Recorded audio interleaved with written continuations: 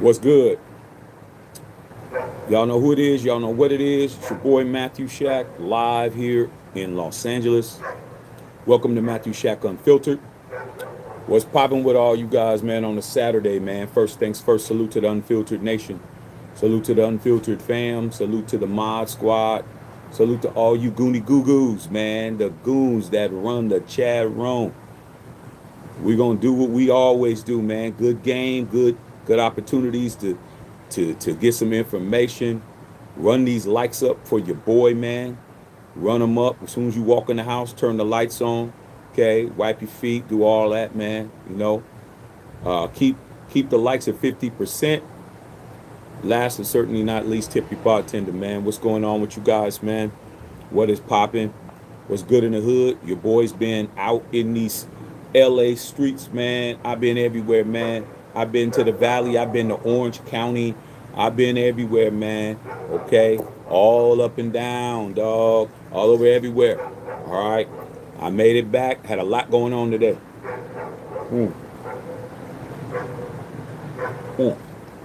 So, it feels good to be here to talk to y'all, man. Got me a nice, tasty beverage. And as always, it's time to blaze one for the nation, man. It's time to blaze one for the nation, man. I've been waiting all day to blaze one for the nation, man. Waiting all day, man. I gotta hold that thought.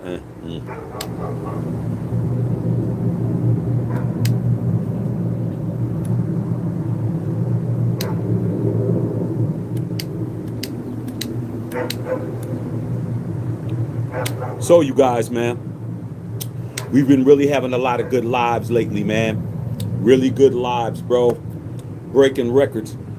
But yesterday was a day that we kind of overlooked. And yesterday was Friday the 13th, bro. Friday the 13th was yesterday, man. On some Freddy Krueger type shit. Okay? On some Freddy Krueger type shit. And I didn't get an opportunity to capitalize on that because we were on the Max Crosby situation, like just breaking that shit down because all this information and stuff kept coming together, man. And we had to break that shit down. So I thought about it today. I'm like, yo, man, Friday the 13th, I kind of missed out on what I really wanted to talk about because, of course, everybody wants to talk about Max. So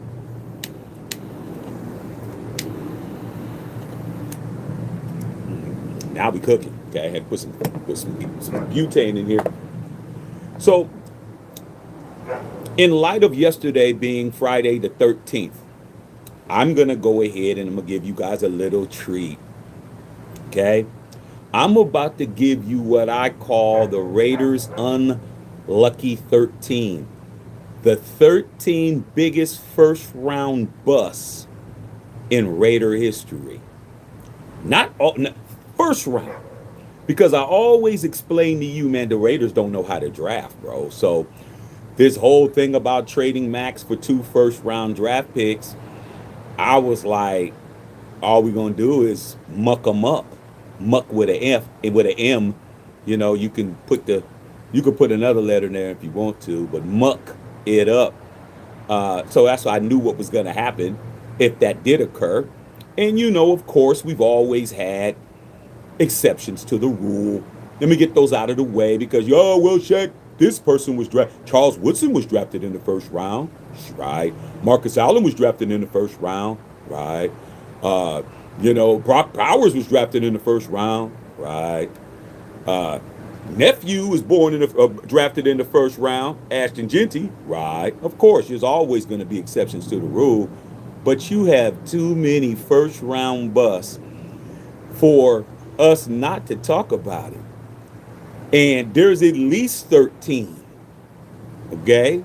At least. I just put 13 down because of Friday the 13th. And we're going to go into it right now. All right? So this draft that's coming up, let's get these likes up. This draft that's coming up right now is, without question, probably the most important draft in Las Vegas Raider history. This draft right here is so critical to the next 10 to 15 years of our fandom, dog. This draft right here is going to determine whether or not 5 years from now, 10 years from now, we're sitting on about another 3 or 4 championships, or we're still sitting on the 3 that I possess. All right? Super critical that we landed, but we got to understand we're not good at drafting, and I'm going to show you why. All right? So, here we go. The Raiders organization, whether it's been in Oakland, Los Angeles, or Las Vegas, has made plenty of poor NFL draft decisions throughout all the years, especially in the first round. So I'm not even talking about all the other rounds that we mucked up. I'm just talking about the first one, which is what? The most important one. Okay? All right?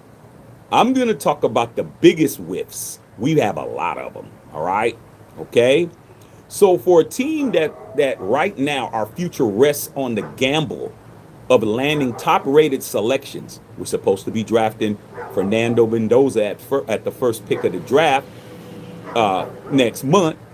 We can't afford to make no mistakes, but let's just understand that we've made several critical. I mean, it's a litany. It's not even several. Let's get these likes up, man. The likes ain't liking right now. The likes ain't liking. Let's make these likes like a little bit better. All right?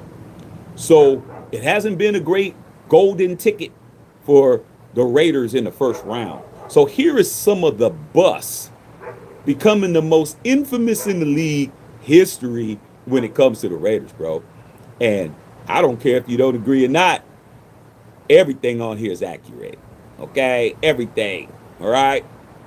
Number one, and we're going from back to front. So we're counting down. All right? We know the last 2 years, there isn't nobody on it. Last year, who did we draft in the first round? Nephew, go pick this up at MatthewShackUnfiltered.com, man. Go pick up the Ashton Genty. You know what I'm saying? Go pick this up, nephew. Hey, nephew, I already sent you the first one. I'm going to be sending you this one, bro. I just need to go ahead and get that to you, bro, because you already got the first one. Okay? So you know that's not a bust, even though a lot of Raider fans were trying to call him a bust, and I was saying you guys are just casuals because he isn't a bust. He just wasn't getting the football, wasn't getting blocked for. Okay? He still was 25 yards away from 1,000, and that's because Chip Kelly didn't give him the football, bro. Okay? So you know that wasn't a bust. So 2025, no first round bust. 2024, we drafted tight end out of UGA by the name of Brock Bowers. So Brock Bowers is already the best tight end in football. So we obviously did not have a bust at the first pick of the draft in 2024. So the last 2 years, salute. Okay, let's see what happens this year. Okay, with Mendoza. Now we got to start talking about the bust because it starts in 2023. All right. So here is the 13th worst draft pick in the first round draft pick in the history of the not Las Vegas, Raider history. Let's just do it like that. Raider history. 2023, pick 7, Tyree Wilson, defensive end, Texas A&M.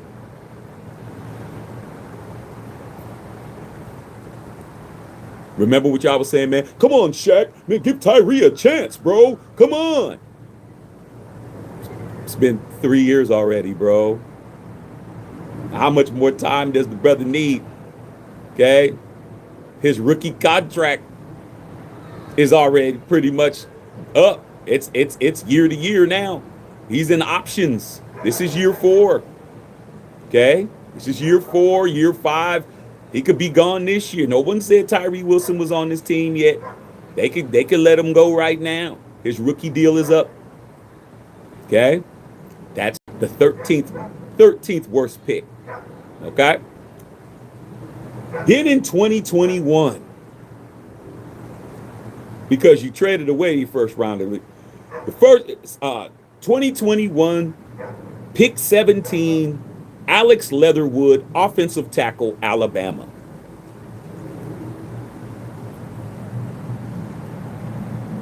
Alex Leatherwood has been out of the NFL since 2024 when he got cut by the Los Angeles Chargers. 2021, your first round draft pick in 2021. Bus. 2020, the year before that. Okay, this is the 10th one. This one is going to make you feel away. This one is going to make you feel away, but I don't care because I'm not here to make you feel good. I'm here to tell you the truth. And whether the truth makes you feel good is between you and God. 2020, pick 12, Henry Ruggs III, wide receiver, Alabama.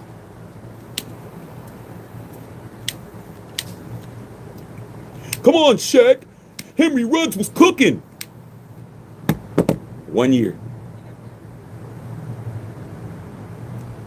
His second year, he didn't even make it.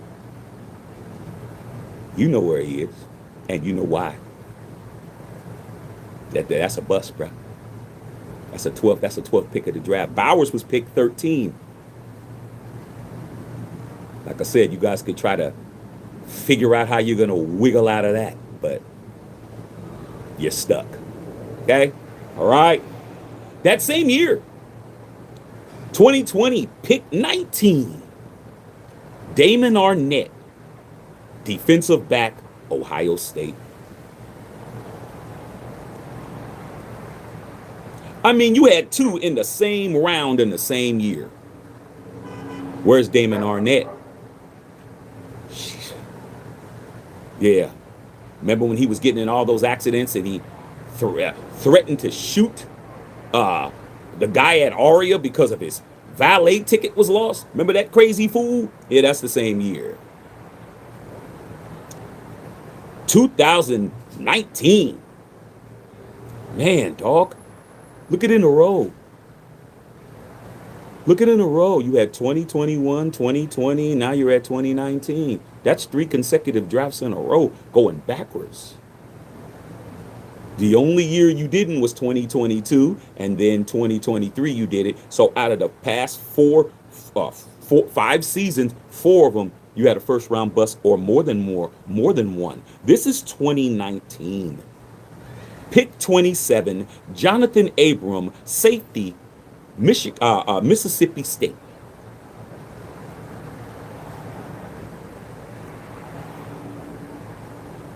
The same year. This is another one. So in back-to-back seasons, you had 2 first-round picks, and both of them were busts. 2020, you had 2. 2019, you have 2. Here's your second guy that was a bust in that draft. Pick 4, Clelin Ferrell, defensive end, Clemson.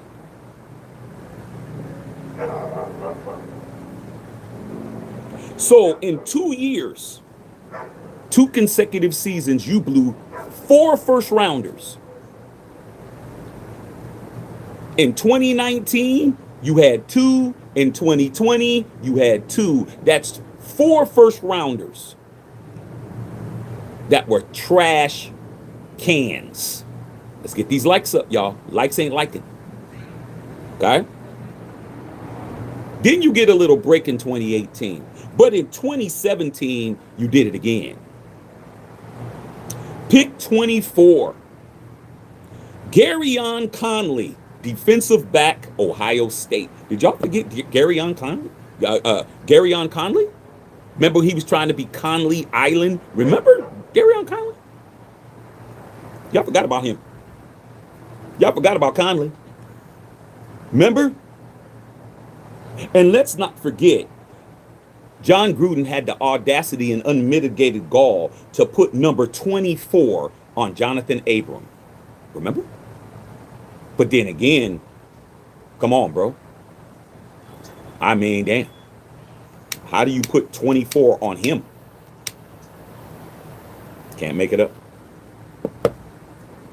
Then you get a little bit of a break Okay? You get a little bit of break after Garyon Conley. We got to go all the way back to 2010. So you actually had 6 years of picks that first rounders weren't busts. Then you got to jump back in at 2010.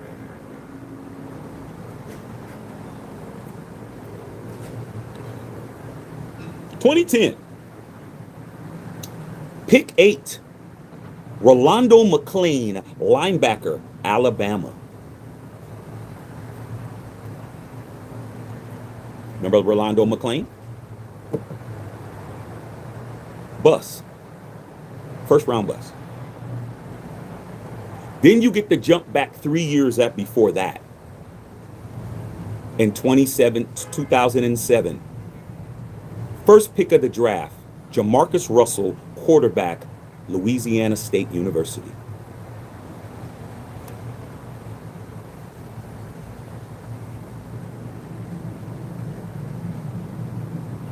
You think we're done? We're not to 13 yet. Then you got to jump back 10 years before that. 10.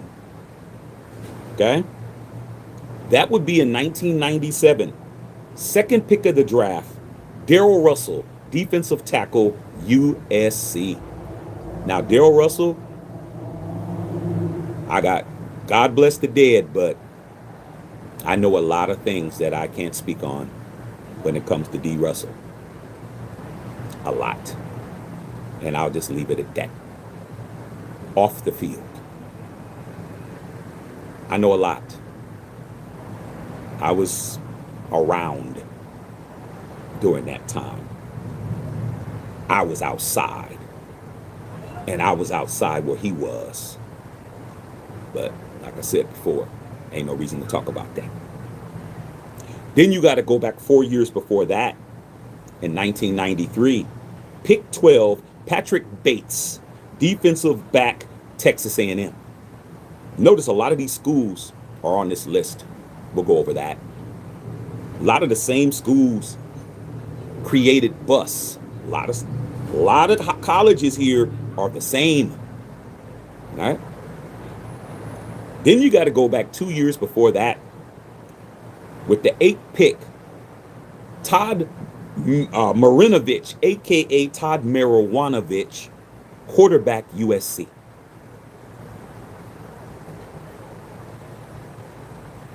Then you got to go back to 1987, pick 15, John Clay, offensive tackle, Missouri. Those are the top 13 first-round busts that you've had in Oakland, Los Angeles, and Las Vegas. But there is no more than any city for first-round absolute bust draft picks than Las Vegas, Nevada. No, not even close. Okay? And in a row where you just whiffed on total first rounds. In 2020, you had 2 first rounds picks and both of them were busts. And the year before, you had 2 first round picks and both of those were busts. Where'd you get those from? Well, you got the 2019 picks that were Jonathan Abram and Cleveland Farrell from the Khalil Mack trade. Remember that? Remember the guy Khalil Mack? Your last defensive player of the year, the guy that absolutely only plays well when he's playing against you. And then the year after, which was Damon Arnett and Jonathan Abram, which was the Amari Cooper trade to Dallas. How did that turn out? Bad. All right? Now, let's get these likes up. Likes ain't liking. Let's go. All right? When you're talking about schools, how many of these schools are schools that shouldn't have busts on them? I'm looking at it right now. We got 3 Alabama busts in the past 16 years. Alabama. Nick Saban guys. You got Alex Leatherwood, offensive tackle, Alabama in 2021. You got the year before Henry Ruggs III. You can't 1 year is a bust. There's no way you can spin it. 1 year when you're a first round draft pick and you haven't played for us since is a bust. Okay? And then you have Rolando McClain in 2010, linebacker, Alabama. You got 3 Bama guys that were busts for you. Okay? Then you got 2 Texas A&M guys, Tyree Wilson in 2023 and Patrick Bates, who played linebacker. Okay? Then you had 2 Ohio State guys. Both of these guys were defensive backs. John Spytek and Tom Brady. Whatever you do, do not draft any cornerbacks from Ohio State. Forget that. That would be 2020 Damon Arnett at pick 19.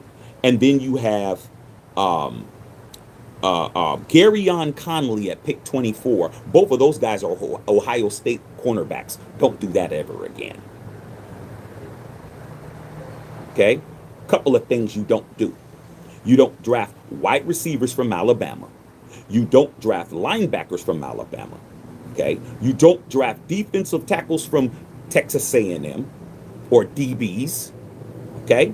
And then you have my school, USC.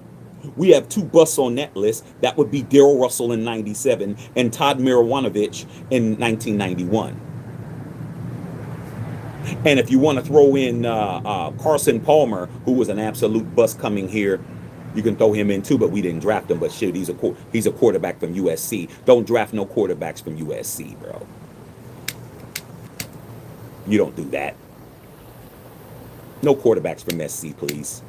No, thank you.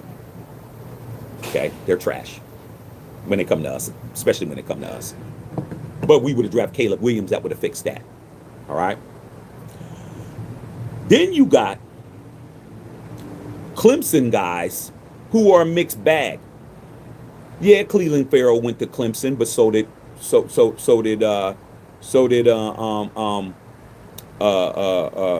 and Renfro. Third and Renfro went to Clemson, but he wasn't a first round pick. Okay. Then you got LSU, Jamarcus Russell. We don't really draft a lot of LSU dudes. Okay. Mississippi State, Missouri. Okay. Now, if you thought that was going to be the best thing, that, the only thing I have for you, I don't. I have something more than that to help you. I have the near misses as well. So these are the 13, what I call the unlucky 13. The trash can 13 is better. You've blown 13 draft picks in the past 30 years, 30 plus years. But in the last, since we've been in Vegas, we moved to Vegas in, first year in Vegas was 2020, pandemic year. So the past 6 years, you have Tyree Wilson, Alex Leatherwood, Henry Ruggs III. I don't care what you say. You guys can try to flip it all you want to. Damon Arnett, Jonathan Abram, Cleveland Farrell. 1, 2, 3, 4, 5, 6. You've been here, been in Vegas 6 years. You got 6 first round busts, and 4 of them were in were paired together in 2 consecutive years. 2019 with Damon Arnett and Jonathan Abram, and 2020 with Alex Leatherwood and Henry Ruggs III. Raiders don't know how to draft, so trading Max Crosby for some draft picks, the Shield took care of that.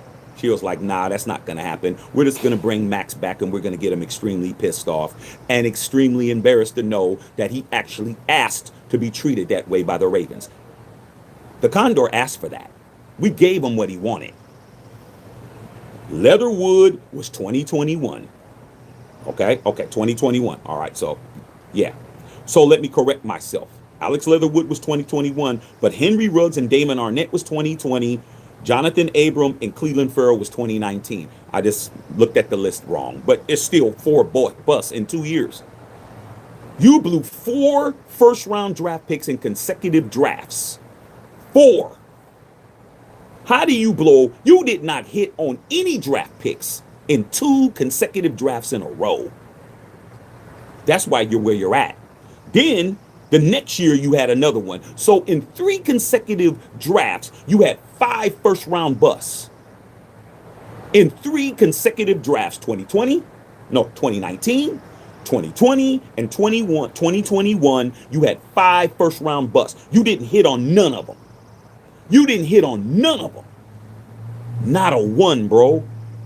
I'm really want to stress that to you. You did not hit on 3 consecutive first-round draft picks, and you had 5 of them. You blew them all. Want me to repeat myself to let you know that I know what I'm saying? 2019, Cleveland Farrell. 2019, Jonathan Abram. 2020, Damon Arnett. 2020, Henry Ruggs. 2021, Alex Leatherwood. Then you skip the year, and then 2023, Tyree Wilson at this point. So in 7 consecutive drafts, you blew. I mean, come on, bro. This is crazy. Now let's get to the near misses of what you did and what you should have did. These are Hall of Fame misses. These are guys who you absolutely had right there, and you just drafted a bum instead. I mean, Matthew Shack Unfiltered gets shit right. So we're going to go from front to back this time. Let's make it interesting. Let's get these likes up, you guys. Likes ain't liking. Okay?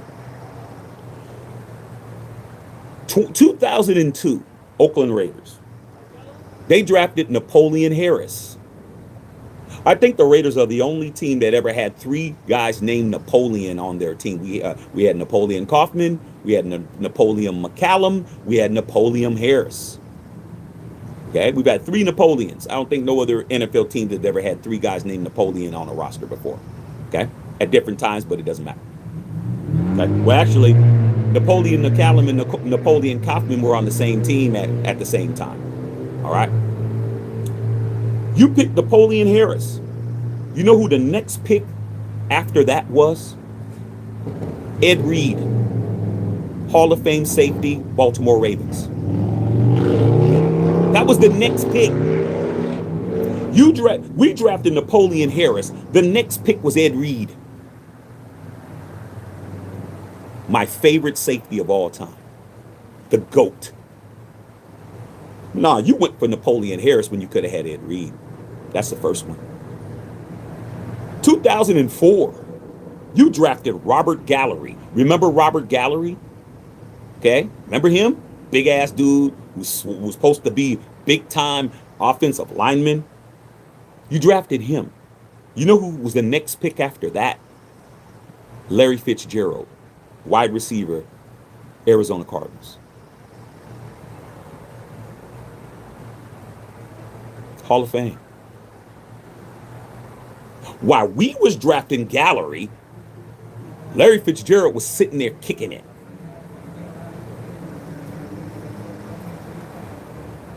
You're going to be sick to your stomach on this list. These are the people that you got to understand what I'm telling you.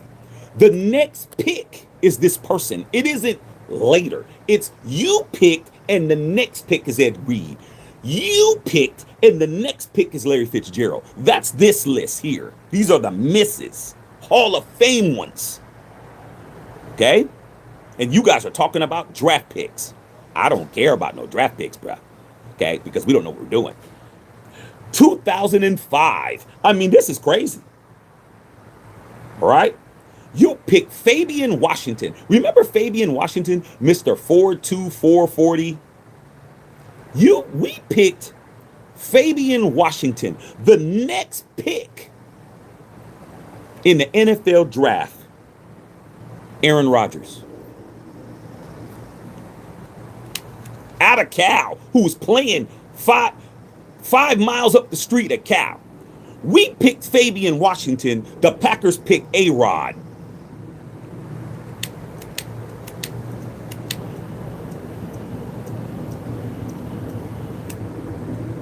That's why Matthew Shack Unfiltered is where Matthew Shack Unfiltered is. Ain't nobody else telling you this shit. We don't know what the hell we doing. We've been not known.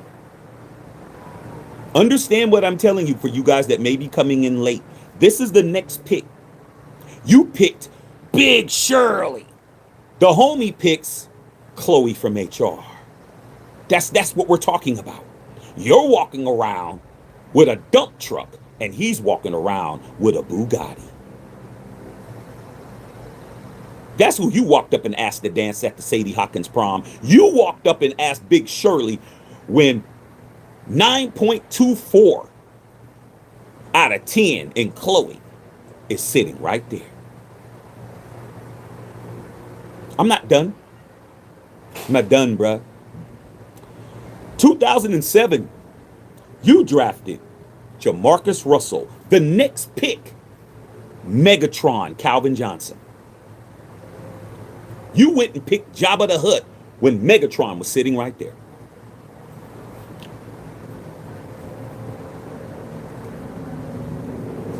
This is why when I say I don't care about draft picks, I'm right, bruh. But y'all got it. Y'all know everything until I tell you you don't know everything. Let me go ahead and get these lights going early.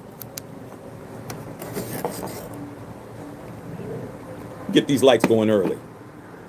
You should already be sick to your stomach already. But you're not. Because you make excuses for the Raiders, and I don't. And last, 2010, when we traded Randy Moss to the New England Patriots for a 6th-round draft pick. With that pick, the New England Patriots drafted Rob Gronkowski, a.k.a. Gronk.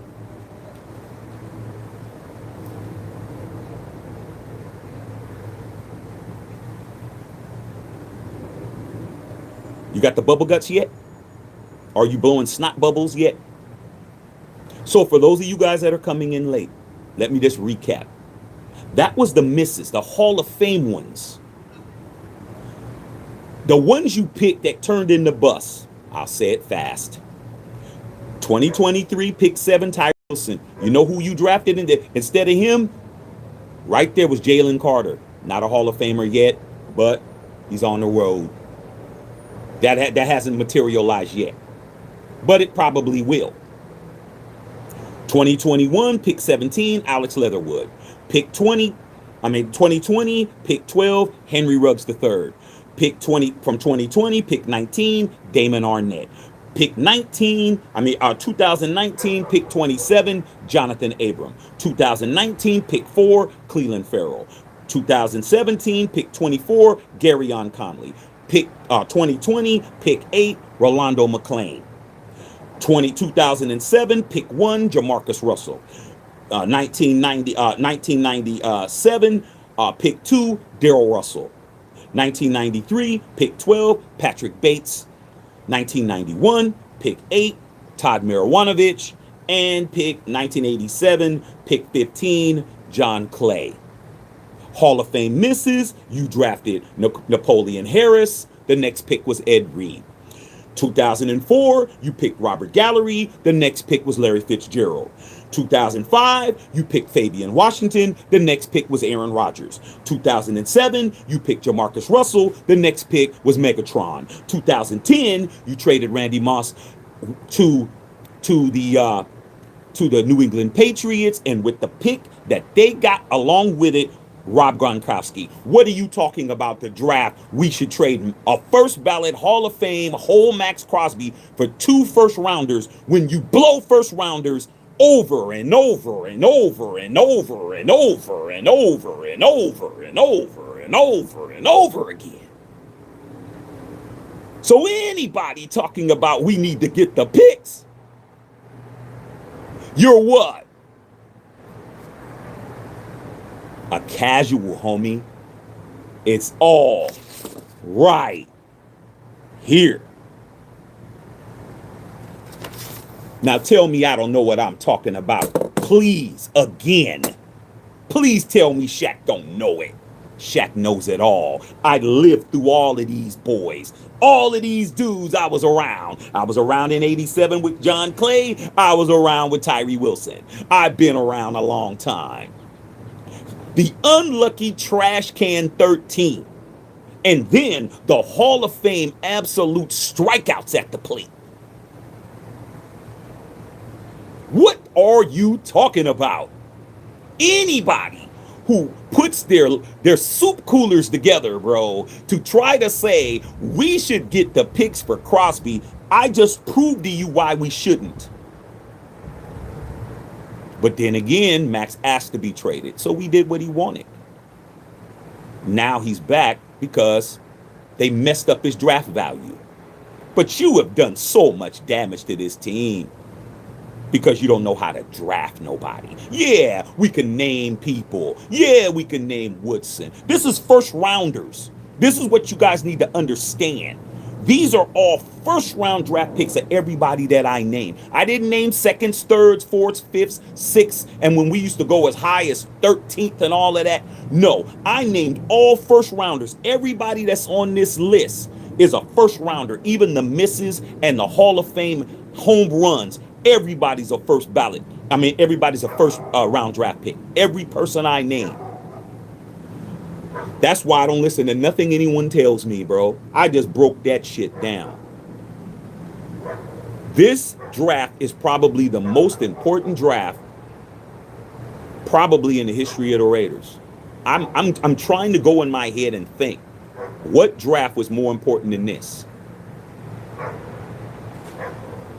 It's going to be hard for me to say, man. Maybe 60, 69, 68, but I wasn't a fan. I wasn't even on the radar for that. I'm just trying to go through. Maybe 72 was a good draft. That's when we picked up Cliff Branch. And I mean, 68, we picked up Snake Stabler. Like, this draft that's coming up with this Mendoza pick and these other picks we got is critical that we have to hit. We only hit on one guy last year, Ashton Genty. Don't say DJ Glaze, man. Don't eat, like I said together, man. Don't start popping your gums talking about DJ Glaze. We hit on one.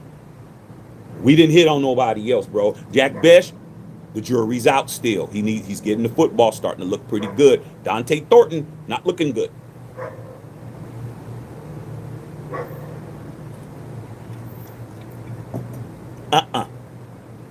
Not looking good. Year before, Brock Bowers. JPJ, cool. You got 7 rounds, dog. Not 2. 7. So you hit on those 2, but you missed 5 on those. Your draft is the reason why you're sorry, bro. Then you don't want to see 2021 Alex Leatherwood and 2020 Henry Ruggs and Damon Arnett, and the year before in 2019 Jonathan Abram and Cleveland Farrell. That's 4 in 2 years. 5 in 3 years. Nothing to talk about. Okay? All right? So at the end of the day, man, along with those and the people who you could have had,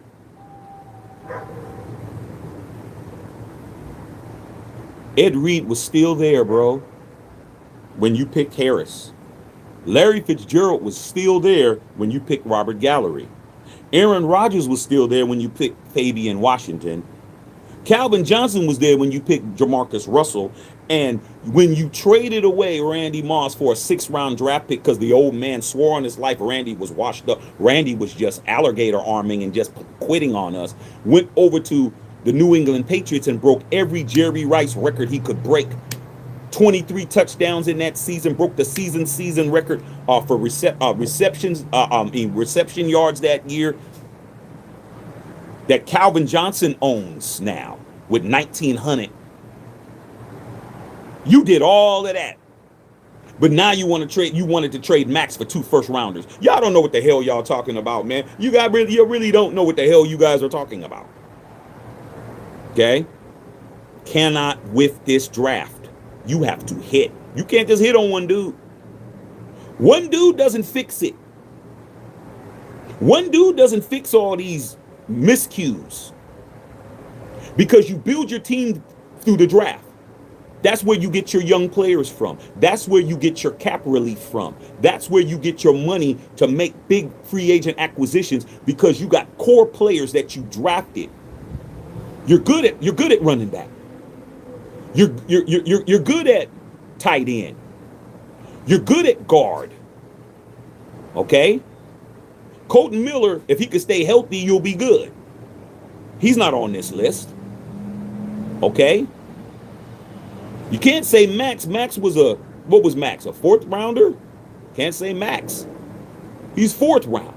These are all first rounders, bro. These are the first things you have on your draft board. The first name that you have on your draft board, you pick Tyree Wilson. The first name that you had on your draft board, you pick Cleveland Farrell. The first pick you picked on your draft list, you picked Rolando McClain. The first name that you picked on your draft list, you picked Jamarcus Russell. The first pick that you picked on your draft list, you picked Darrell Russell. You picked Todd Marijuanovic. Then, when your dumbass had another top 20 pick, you picked Alex Leatherwood. You picked Henry Ruggs, who was on a trajectory to be a superstar, but he didn't understand driving 168 miles an hour on a public street with your baby mama in the car isn't a good idea at 1 o'clock in the morning. Then you draft Damon Arnett, a criminal.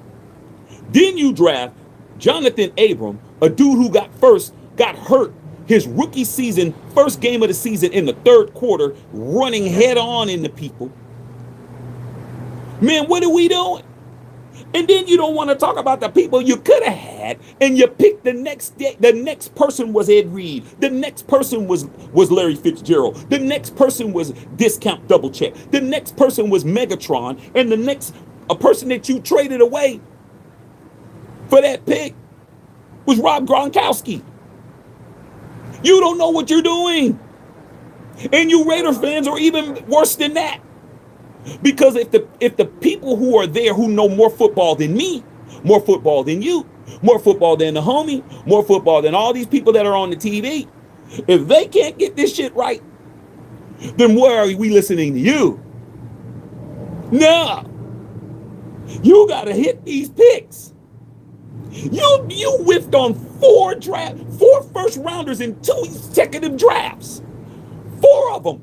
And then the next year you drafted Alex Leatherwood. So in 3 consecutive drafts, you blew 5 first rounders. 5. How many of these dudes are still in the league? Alex Leatherwood, not in the league. Hasn't been in the league since 2024 when he got cut from the Chargers. Henry Ruggs is pressing license plates. Damon Arnett, he tried to make it with the Texans. He's out. He's in the damn USFL or whatever. Okay, UFL, whatever the hell that shit is called. Jonathan Abram, you ain't seen high nor hair of him. And Cleveland Farrell is with the 49ers trying to salvage some shit. That's it. What did you get? Nothing. You got nothing for Khalil Mack.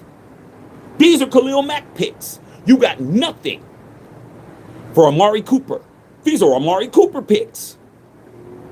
You better be very, very happy, Raider fan, that this thing right here called the Shield protected you from effing up again with the Condor with 2 first rounders this year and next year that you wouldn't know what the hell you're doing at all. And then all the Hall of Famers that you just passed up. You got a whole Ed Reed sitting right there. You got a whole Larry Fitzgerald sitting right there. You got a whole Aaron Rodgers sitting right there. You got a whole Calvin Johnson sitting there. And then Rob Gronkowski goes to the damn New England Patriots because you didn't know what the hell you were doing. What are you talking about? Tell me I'm lying. Tell me I'm capping. Tell me I don't know what I'm talking about again. Please. Please show us how stupid and idiotic you are. Please do. I can't wait for you to tell me that. You can't.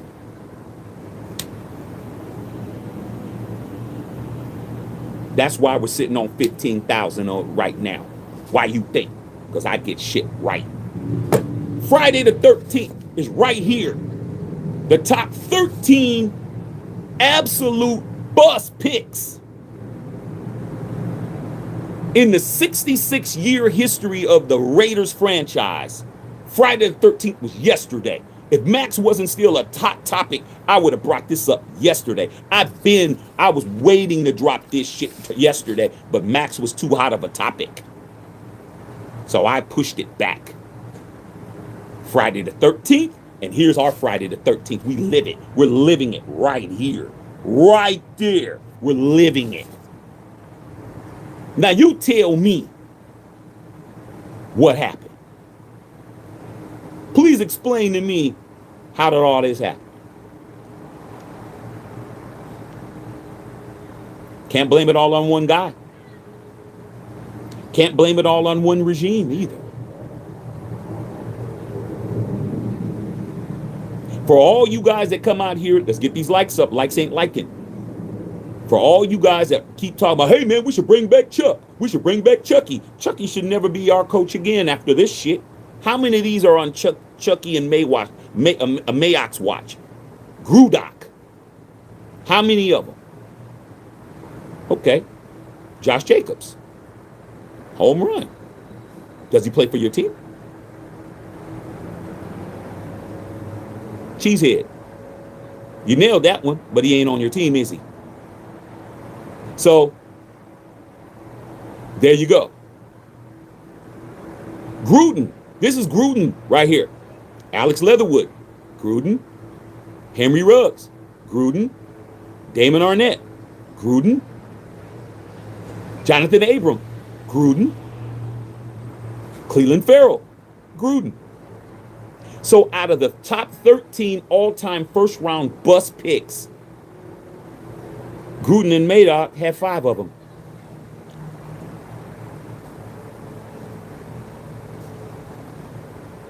See, the excuses, there's no excuses no more, bro. I obliterate excuses. That's what I do. I absolutely destroy excuses. Because facts over feelings. Gruden and Mayock by far were the worst. Now, I'll say this. I believe that Mike Mayock was handcuffed by John Gruden because that crew also drafted Max Crosby. But Max Crosby's not a first rounder, was he? So you don't get to you can't even use the greatest player on your team to exonerate. You can't even use it. You can't even use, you will try to, oh, but we drafted Max. No. These are first rounders, bro. The most important pick you have is a first round draft pick.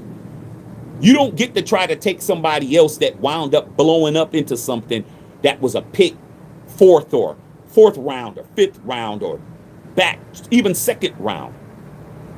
When you've blown this many first round draft picks by one regime, 5 of them, okay? The old man is on here too. John Clay, Tom Marinovich, Patrick Bates, Darrell Russell, Jamarcus Russell, 2 guys with the same last name, Russell and Russell, Rolando McClain, Garyon Conley. But you got to balance it out with all the other first round picks that the old man got. Charles Woodson, Tim Brown, Marcus Allen. See, that scale like this, that shit start tipping real quick when you say the ones that the old man did hit on in the first round. That shit starts doing this. So at the end of the day, the old man got it right more than he got it wrong. And if you look at where he got it wrong, it was later. It was after those 3 Super Bowls. He was hitting on all cylinders. Okay? Ray Guy was first round draft pick too. Hall of Fame. That list like this. It's still, Al Davis is still the greatest draft guru in the history of the Raiders. You look at all his Hall of Famers and you look at all the other people's Hall of Famers. I don't see nobody on here that Gruden and Mayock drafted that's going to be in the Hall.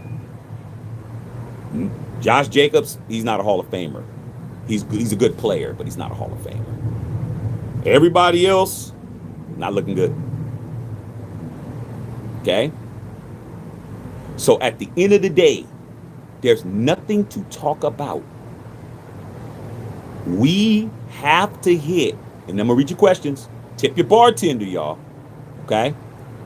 We have to hit on these draft picks this draft. This is the most important draft in recent memory, if not possibly in Raider history.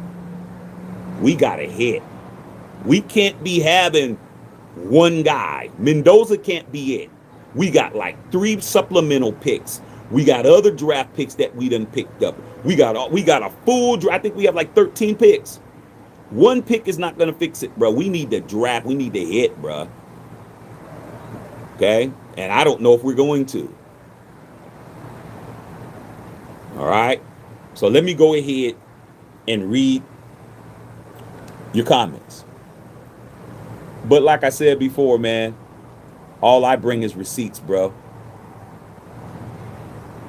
That's it. When I walk in, man, I'm walking in with my receipt book. You don't get to tell me I don't know what I'm talking about when all I do is get it right. Nothing to talk about. All right? Let me read you guys' comments. All right? I'm just here so I don't get fined. But it looks like a lot of people should be fined, bro. A lot. Okay?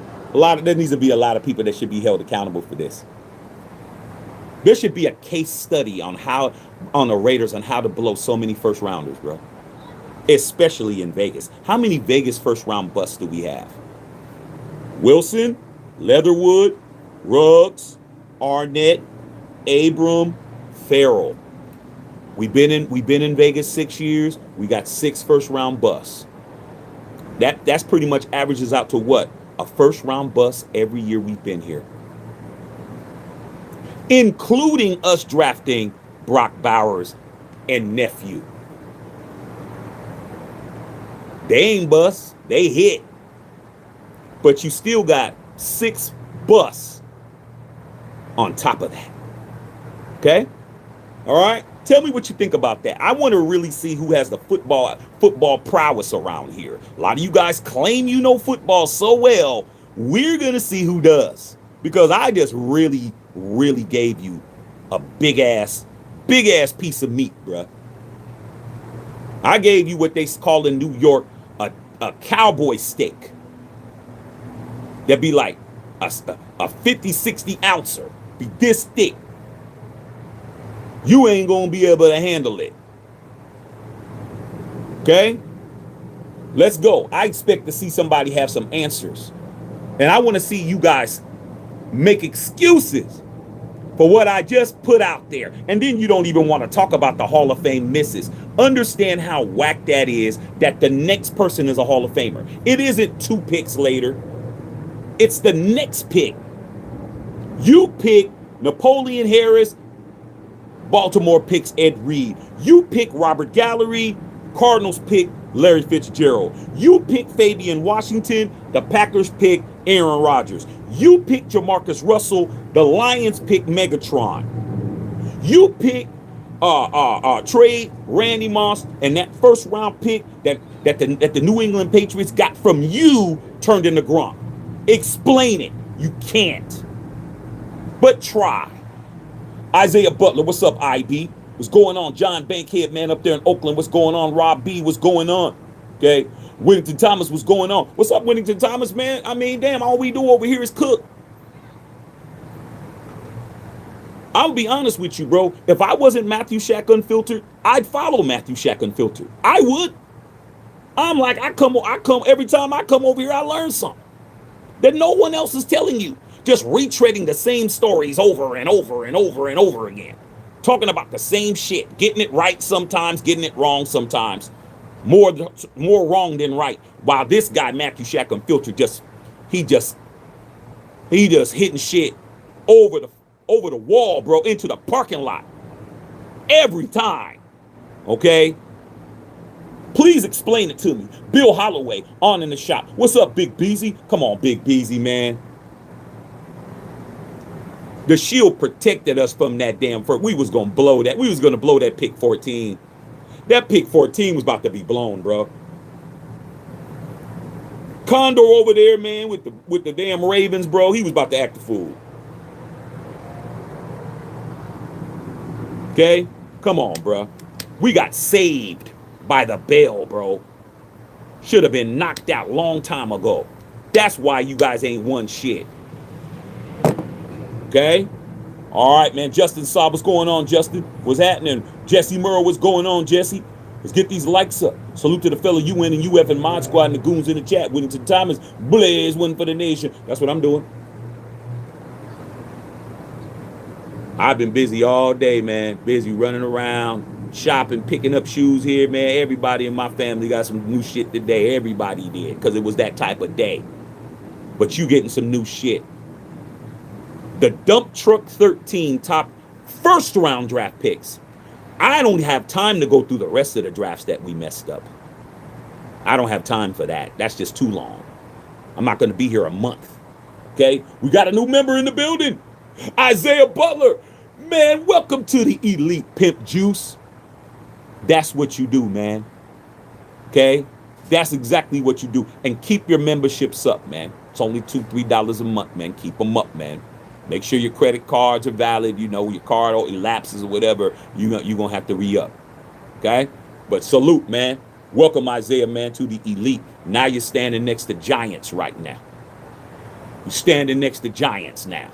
Okay? All right, straight up. Bushido, what's up, brother? Looks like you're relaxing. Hope your day's going well. My day's been good. A lot of driving the last couple of days, but hey, sometimes you got to go get it.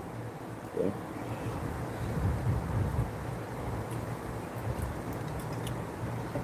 Sometimes you got to go get it, bro. All right? I had to go get it today. I had to go out and go get mine. I got it, too. I brought it home. Okay? All right? Justin Saw. All right, man. What's good? As always, Blaze on it. Hey, you already know what it is. Shaq's always got the fly sunglasses on. I mean, like I always tell you guys, bro, it's your responsibility to look fly, bro. It's your responsibility. I mean, every guy should have at least one pair of nice sunglasses, bro. I mean, you can't keep buying the 7-Eleven ones because they tend to break quick. You can just buy you get a good pair of sunglasses for $150, bro. Just buy some dope shit and you ain't gonna break it, because you know if you spend $200 on a pair of sunglasses, you ain't gonna sit on them. You're gonna take them mugs off, put them back in the case. You're gonna put them where they need to be. But you keep buying those dumb lokes, what we used to call lokes. Okay, Bill, you know we used to buy them lokes. You can get them lokes for like $4, $3 at Safeway or some shit, and you wind up breaking them because they ain't shit. Go get you some good sunglasses. It don't cost a lot. Go to Amazon. They got sales all the time. You can walk away with some tight ass shit. Okay, all right. Trying to help you guys out. All right, man. Chris DiLorenzo, great content, real one. That's all I do. I don't say nothing that I don't want to know. I vet all my shit. I don't never say nothing crazy, never out of the pocket. I'm always making sure, bro, because let me get it wrong. Like I said, these other guys get it wrong all day. They don't get no grief. Let me get something wrong. Let you think I got it wrong, and y'all come over here only to get cooked later. And I'm like, y'all gonna get cooked fooling with me. Y'all been very good about that as of late.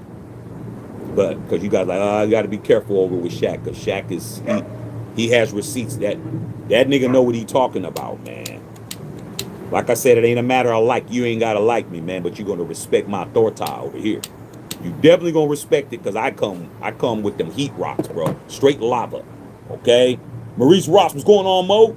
Okay, family OG from the soil, anytime, anywhere, Blaze one for the nation. You know what it is. E Trizzle. What's up, E Trizzle?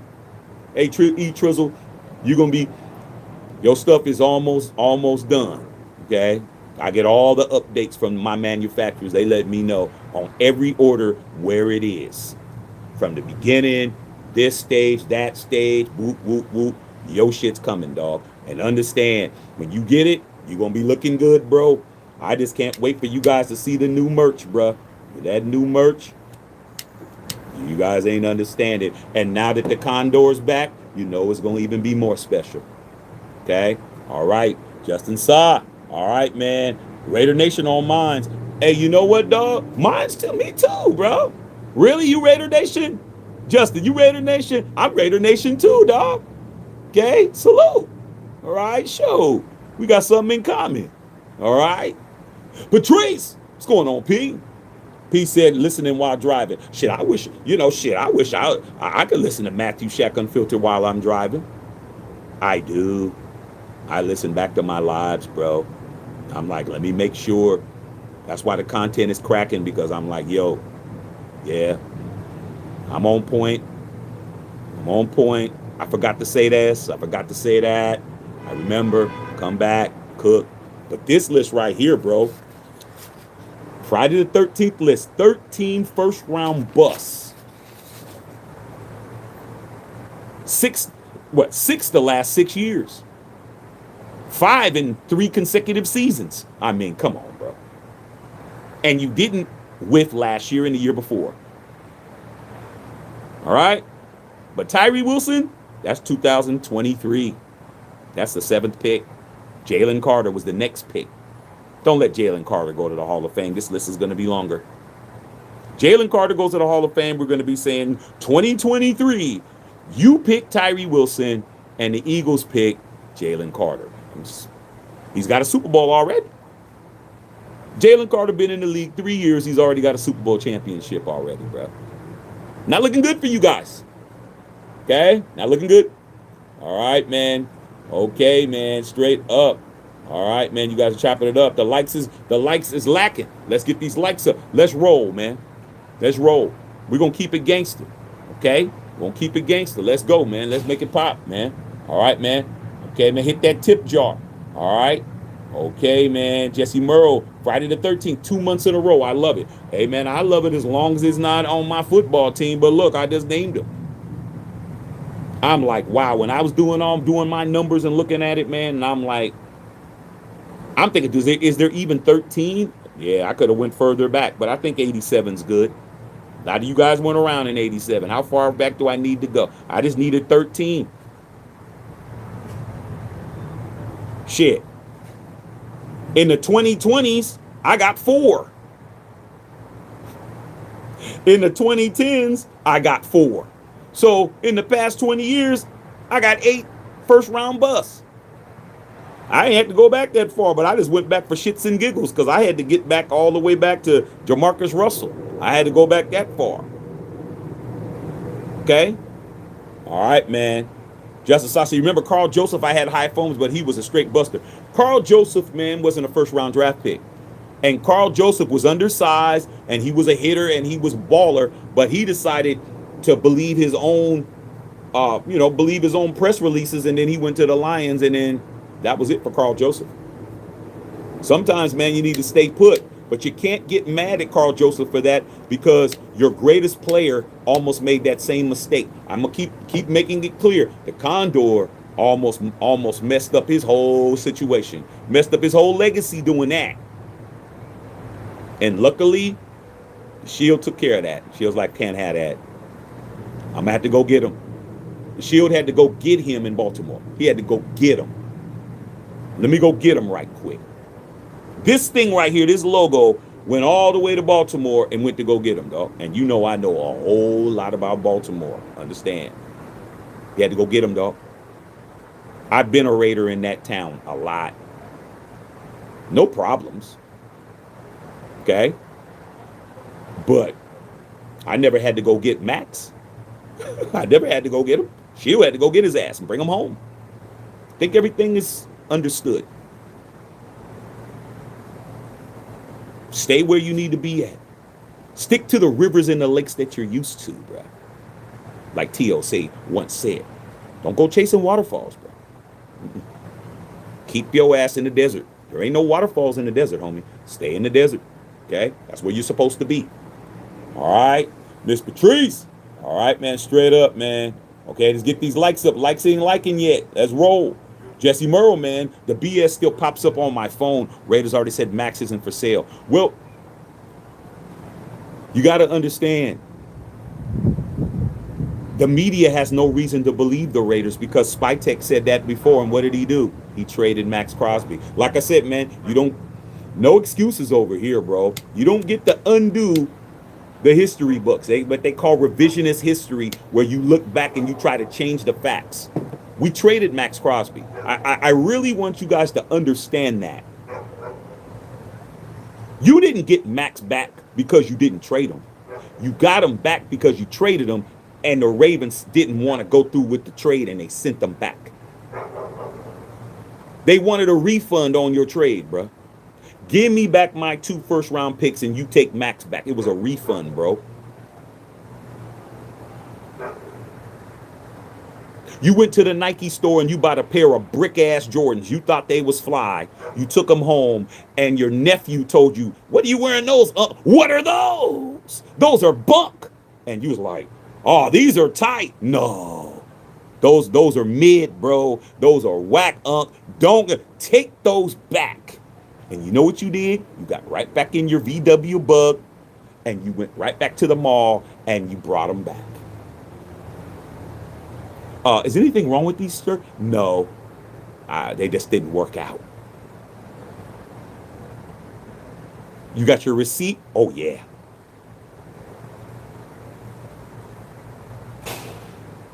You should have known if they were on the clearance rack and they were only $60. They weren't the right Jordans. Should have known that. But you didn't. Took somebody else to tell you that shit. Okay? So you don't get to act like the media doesn't get to say more trade scenarios, because John Spytek told you, told me, and told the world Max Crosby gonna be here. Was he? No. You traded him. Max was traded. No matter how much you try to spin it, he was moved for 2 first rounders. But they had up until 4 p.m. Eastern Standard Time on Wednesday to change their mind. It's just like having a receipt and it says you have 30 days from the date of this receipt. And right before closing time, you walked in and you returned your shit and they gave you your shit back. That's all. You don't get to say you didn't buy it. You did buy it. You just returned it. But it was a purchase.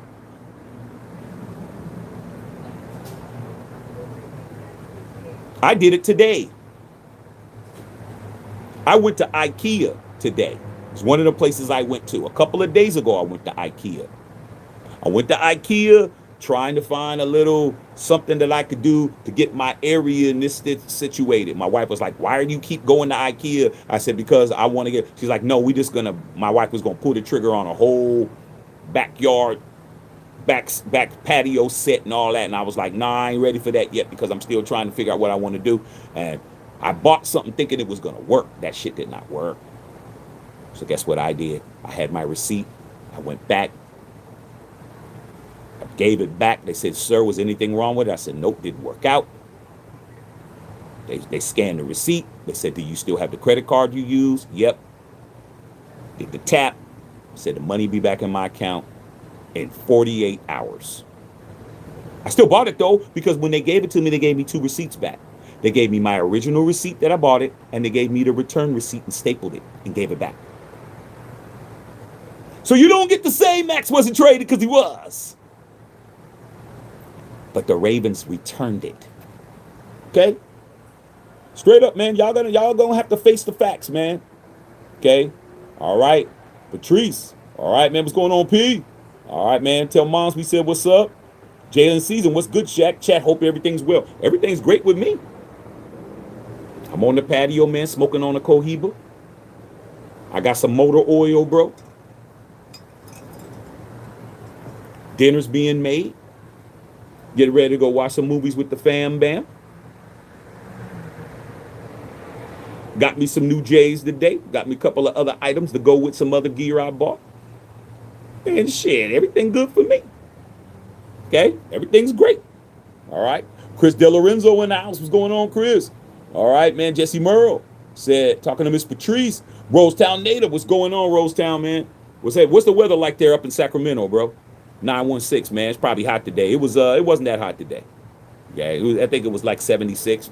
Nice LA weather. Okay? All right, man. Straight up. You can't make it up. And if you make it up, you better be right. Raider Rob said, #1 channel. I'd like to hope so. Let's see if we can get these numbers to reflect it for real. Let's see if we can get these numbers to reflect it for real. Okay? All right, man. Mike Lopez. What's going on, Mike Lopez? I mean, damn, you already know. Okay? One of the most recent busts was Alex Leatherwood. That was a horrible pick. Yeah, that's 2021. With Tyree Wilson, he gotta start playing football, bro. Like, you guys were all on me about that. Come on, check, man. He needs time. Year 4, bro. Year 4. Year 4. I mean, how much longer is it going to take?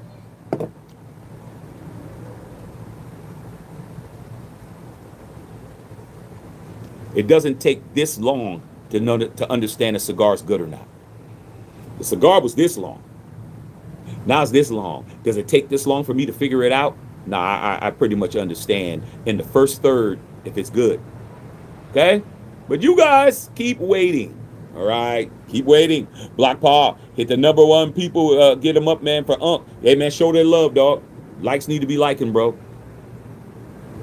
Likes need to be liking. Let's roll, man. Let's roll. YouTube is watching. YouTube's paying attention.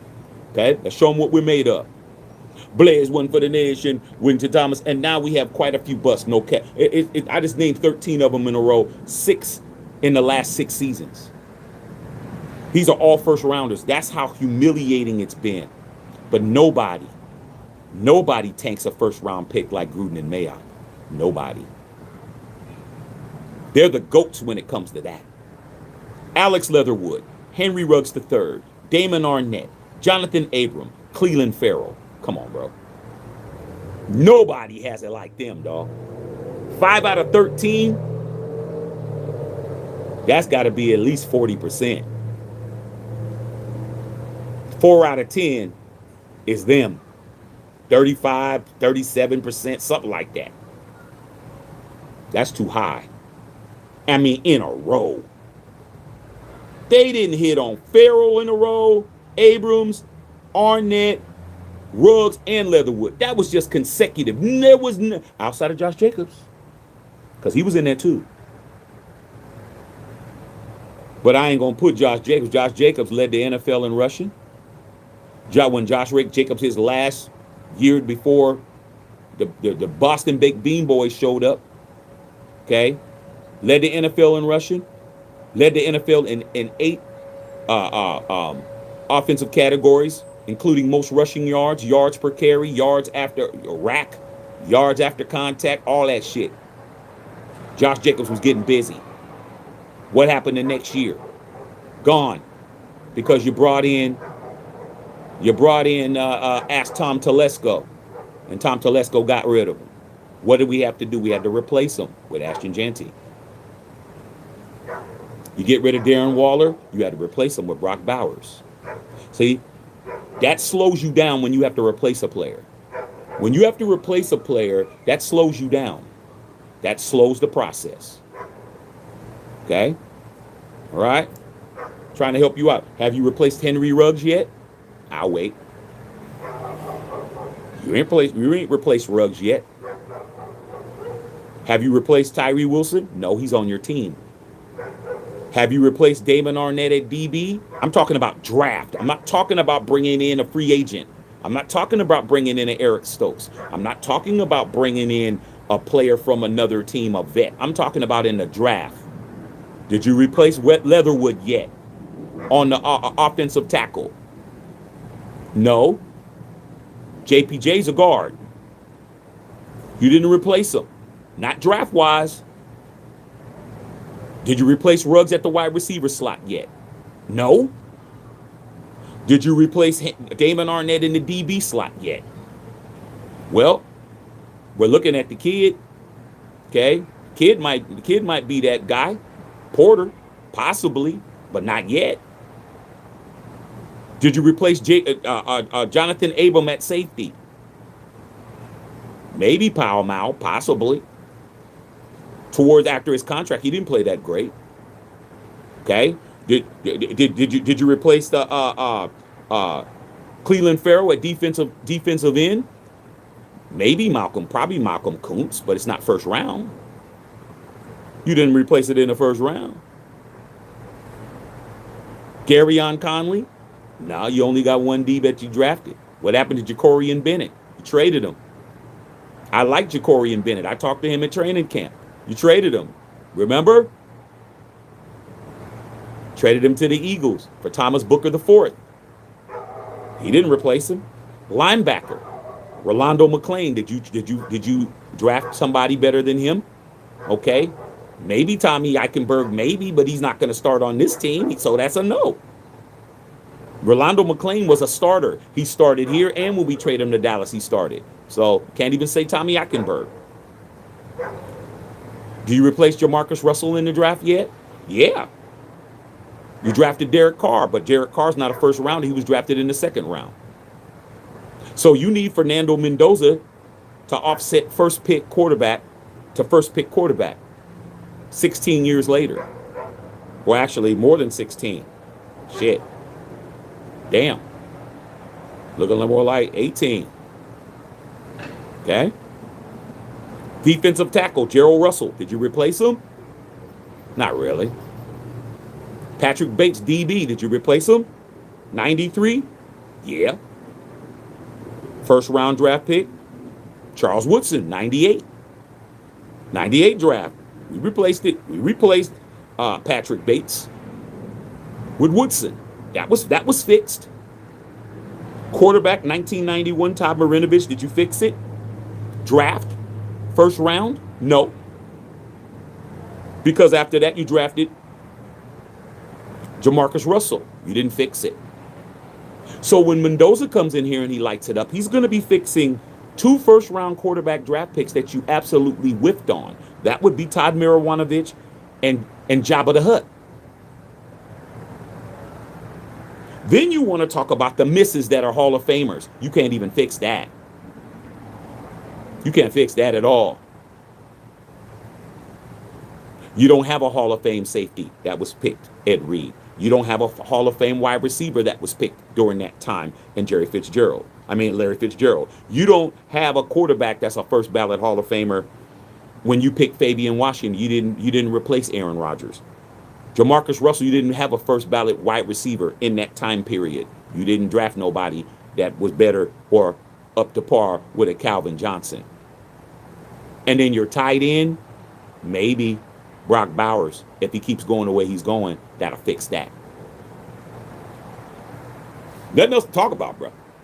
Okay. Devon Lauren, let him know, that's all I do. That's all I do. Okay. Mike Loza said Fernando Mendoza, a guy that has not been drafted yet.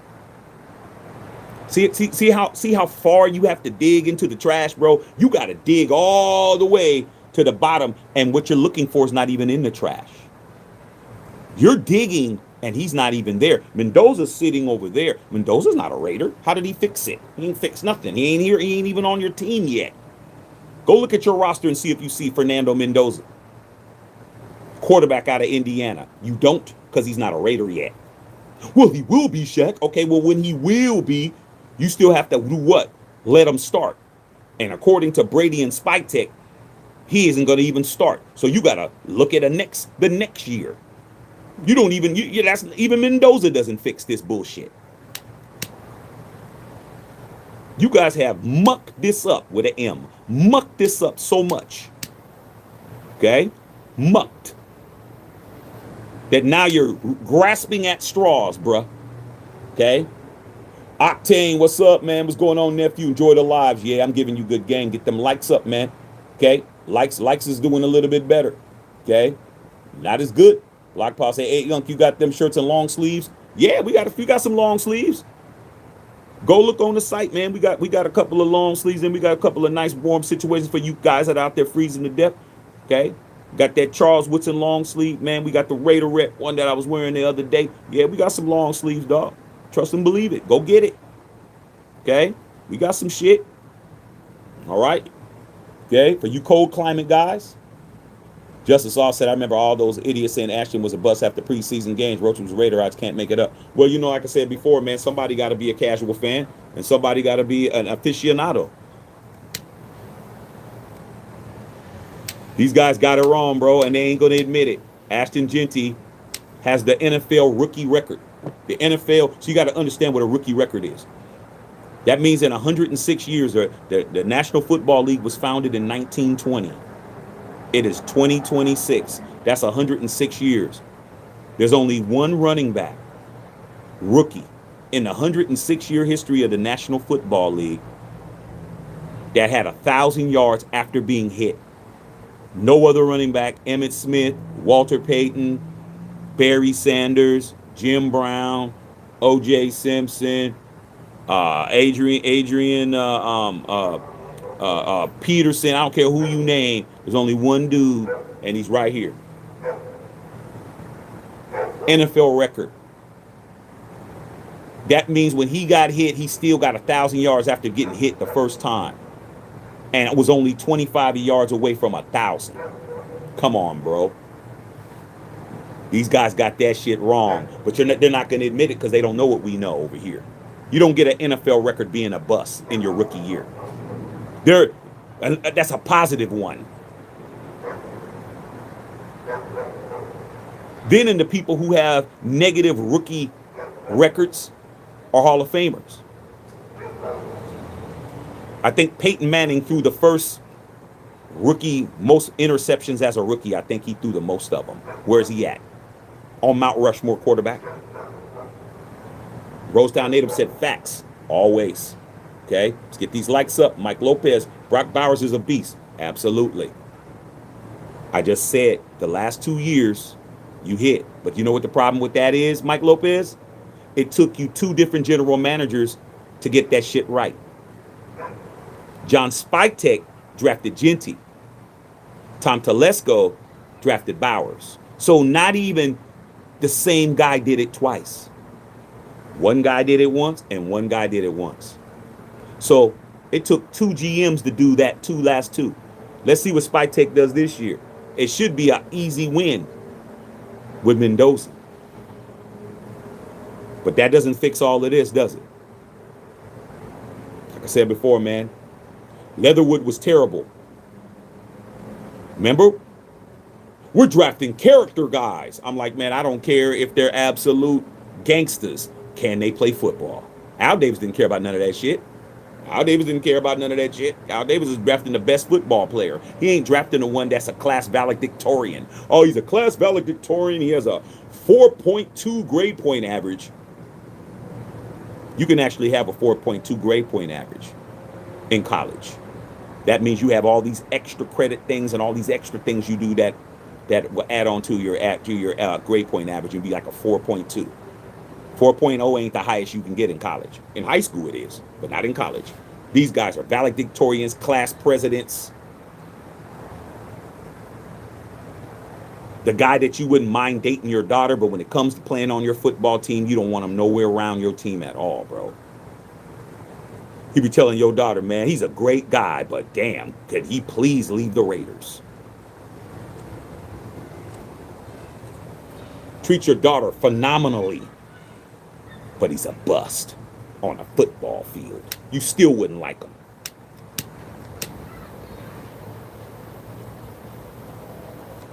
Dad, why don't you like Alex? Alex is such a nice guy from a great family. Yeah, man, but he can't block to save his life.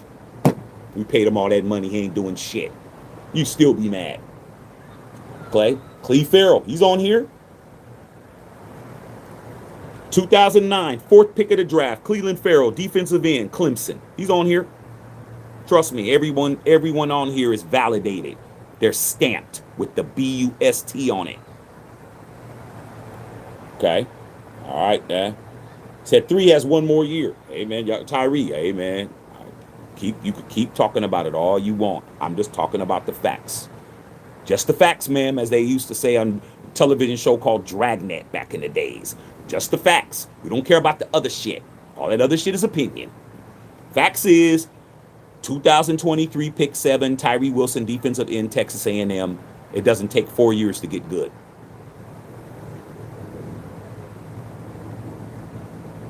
Gale Sayers only played 5 years in the National Football League. 5. One of the greatest running backs of all time. As a rookie, scored 6 touchdowns in a game, still an NFL record. In his rookie year. It doesn't take 4 years to get good at football.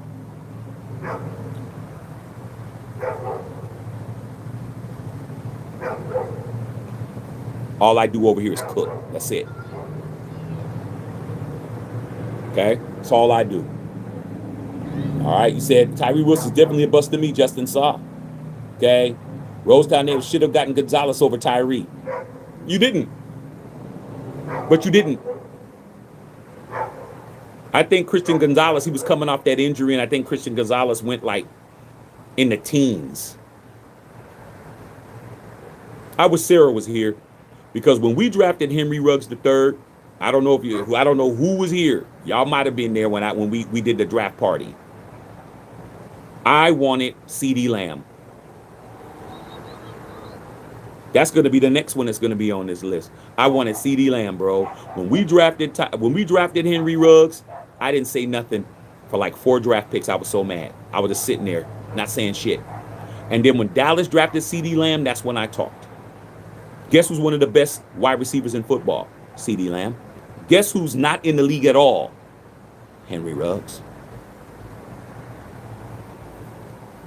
Like I said before, we don't know what we're doing. Don't matter who's there. They don't know what they're doing. Okay? Winston Thomas says Tyree has hit the ceiling, which is low.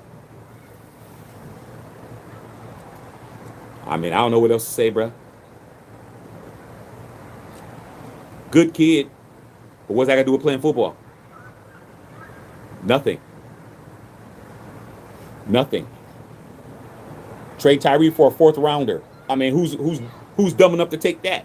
Who's dumb enough to take? Maybe the Jets will do it. Might as well keep him now. Play it out. You've given that man so much money, man. Tyree Wilson was pick 7. You know how much money that's a top 10 pick. Go look at how much money he's gotten paid. That's a top. Damn, dog.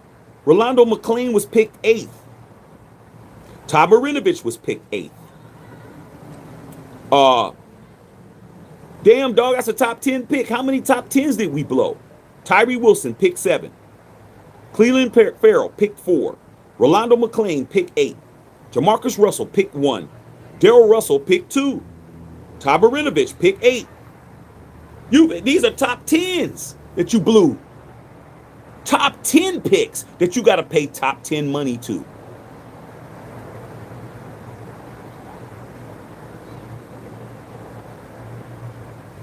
I don't even know what to say to y'all. Chris DeLorenzo, long arms. Max worked with him last year, nothing. Me and Whittington Thomas was at training camp. We got videotape. I know I do. I got videotape of Max working with Tyree Wilson one-on-one, man. With Rob, I think that was Rob Leonard that was back there working with him. Didn't help.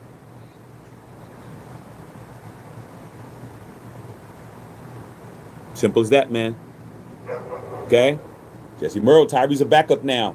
Yeah, still seventh pick of the draft, though. That doesn't... I remember when Cleveland Farrell was on kickoff coverage? We had Cleveland Farrell on special teams, bro.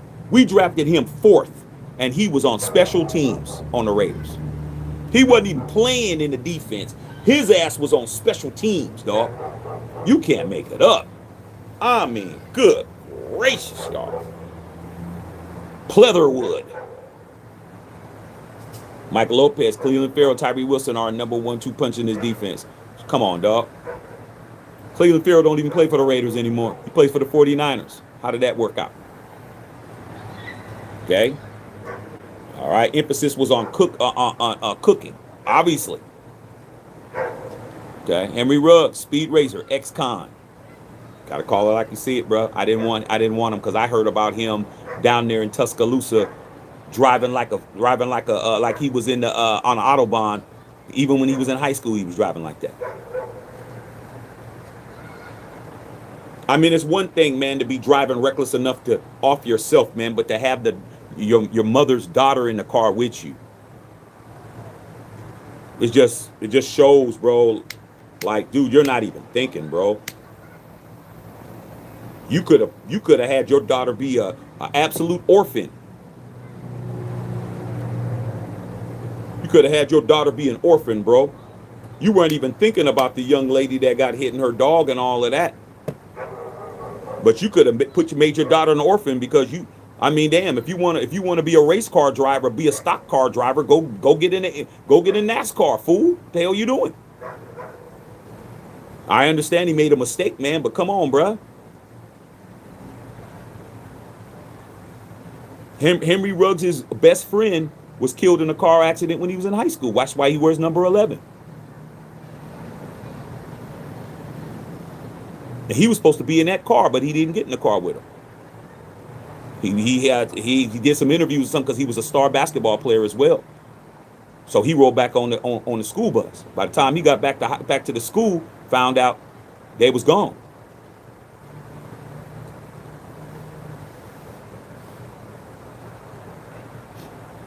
It's about football, y'all. Okay, Rosetown native Ruggs situation's unfortunate. Could have been one of them once. All it takes is one mistake, man. All it takes is to be the wrong mistake, man. The wrong thing. That's it. Ruin your whole situation. Bill knows. In our neighborhood, man, we had guys that could have made it in every sport, everything, bro. So much talent. One or two things messed it up. I had a boy, man, he had a full scholarship that was going to go to Georgetown during the days when Georgetown was doing shit back in the 80s, you know, when you had John Thompson and they was doing all that shit. Could have been playing ball with Alonzo Mourning and all them dudes. You know what messed it up for him? He got his girlfriend pregnant his senior year. That was it. Got his girl pregnant his senior year. And her family and his family pressuring him, telling him, hey, man, you got to get a job. You got to do this. You got to do that. That was it. No scholarship. Tried to go to JC. Was playing pretty good until that pressure from that baby. He had to go work. That was it.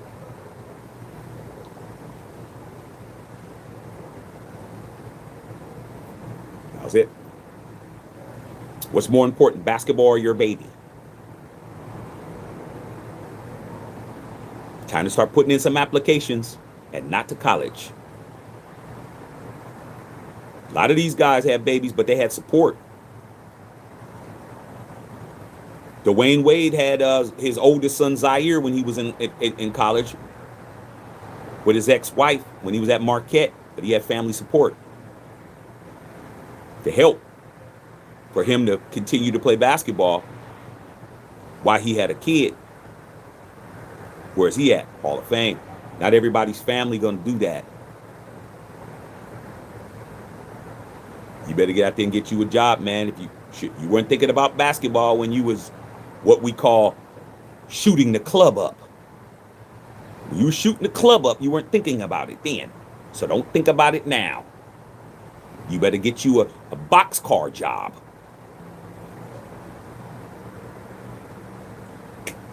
This is Johnson. About to go pick up these. I'm about to go pick up these microwave ovens, man. These kitchen appliances. Okay, I'll be in a few minutes.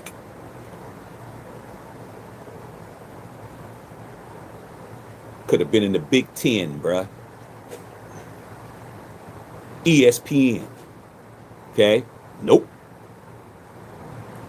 You're in the VAN. You're in the VAN. Not the ESPN, the VAN, the van.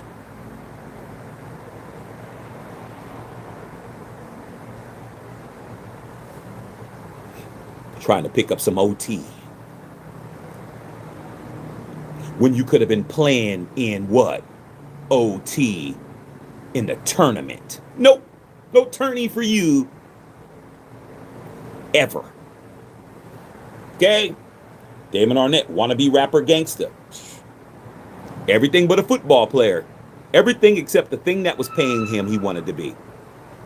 Everything. A thug, he wanted to be everything. Remember when he did that video and he had the Tupac bandana around his head, bro? I mean, everything but's gonna make you a millionaire. You're a whole millionaire, but you want to be an absolute scrub. And guess what? He got what he wanted, didn't he?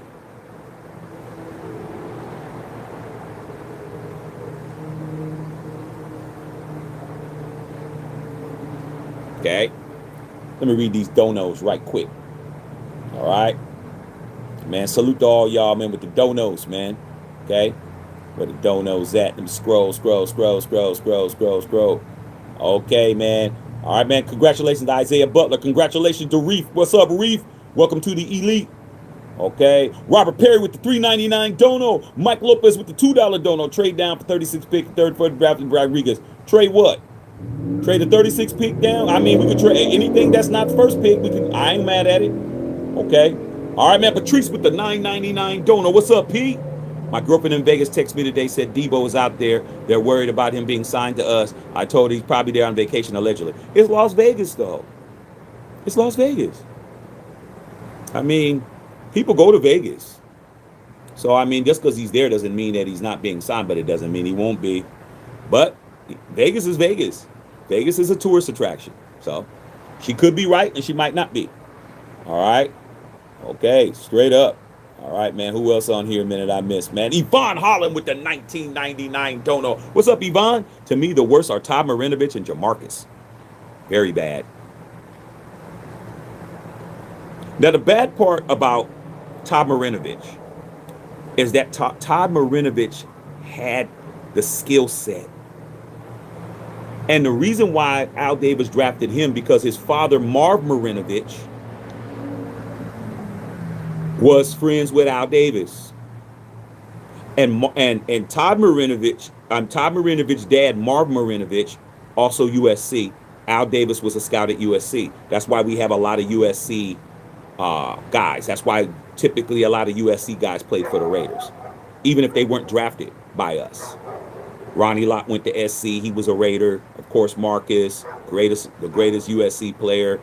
USC guys always tend to come and play for us. Okay, so Marv Marinovich had Todd Marinovich. He was the original Earl Woods, Tiger's dad.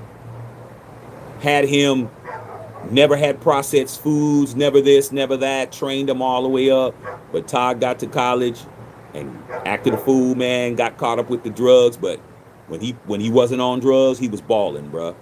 Even with the Raiders, he had a couple of games where he was looking like he was about to be it, and then he would relapse into the drug stuff. Okay? I remember hearing Howie Long talking about it. You got to remember, 1991, who was on that team in 91? Who you picked Todd Marinovich at 8 in 1991. Who was on that team? Who was on the team? Tim Brown was on that team. Who was on that team? Marcus Allison was on that team. Who else was on that team? Bo Jackson was on that team. Bo Jackson got hurt in 91. You had all those dudes on there. Willie Gault was on that team. James Jett was on that team. Howie Long was on that team. Come on, bro. You blew it with all those dudes? I don't even want to talk about it, man. I don't even want to talk about Yvonne and Jamarcus. We all know. He was sipping on that scissor. Here's Jamarcus Russell. Just imagine this is some lean.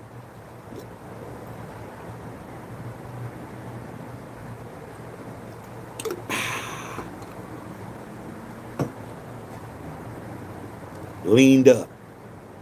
Lean back. Lean back. on some Fat Joe shit.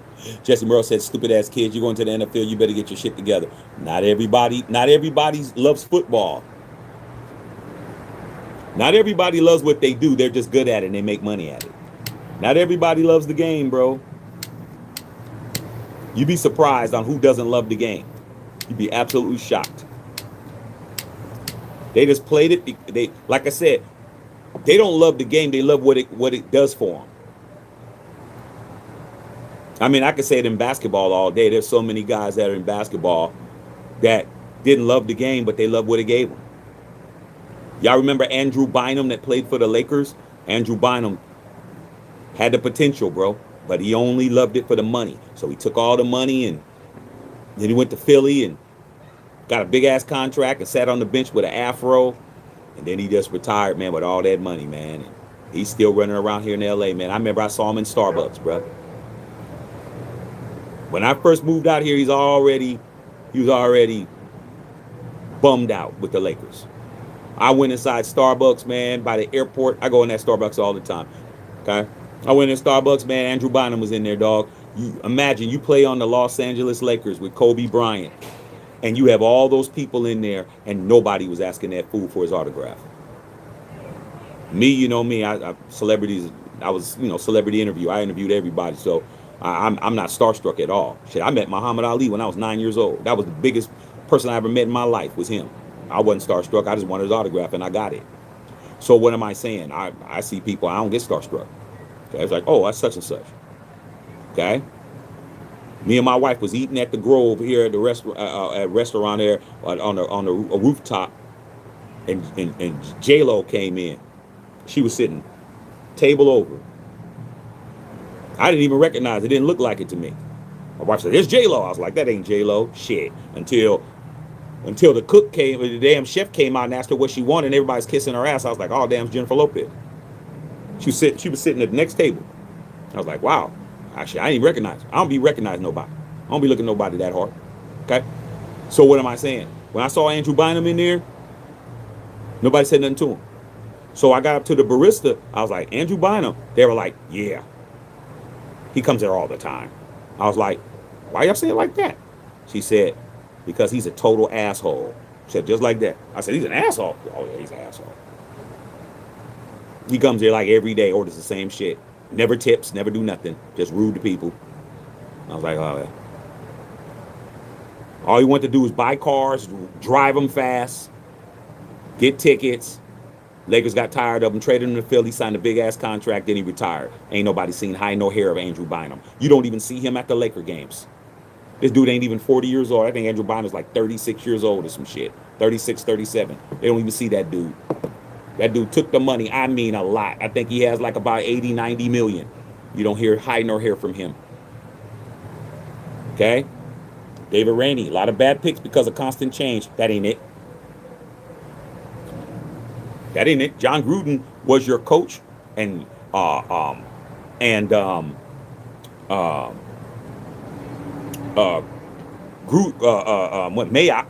Mayock was there for 4 years. There ain't no constant change. What did they do in 4 years? Alex Leatherwood, Henry Ruggs, Damon Arnett, Jonathan Abram, Cleveland Farrell. 4 years.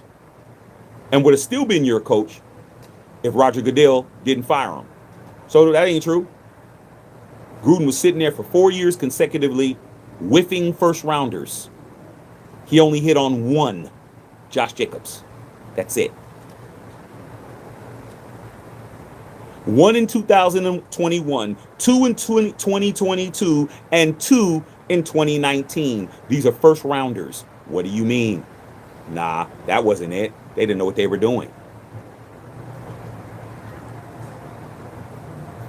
That ain't gonna fly. King Ed, Raiders just replaced number 39 Nick Hott this year with free agent Johnson. Yeah. But Nate House wasn't a first round draft pick. See, we gotta stay on subject. We're not talking about other rounds. We're talking about the first round, which is the most important. You absolutely whiffed. How many first round draft picks have we had since we've been in Vegas? We've had 8. Let me see. 1, 2, 3, 4, 5, 6. We've had 6. Wilson, Leatherwood, Ruggs, Arnett, Abrams, Farrell. That's 6. Buss. Jacobs, 7. Genty, 8. Bowers, 9. I got it right. You've had 8 first-round draft picks since you've moved here in 2020. 8 first-rounders. You hit on 2, you traded 1, and the rest are busts. Not good.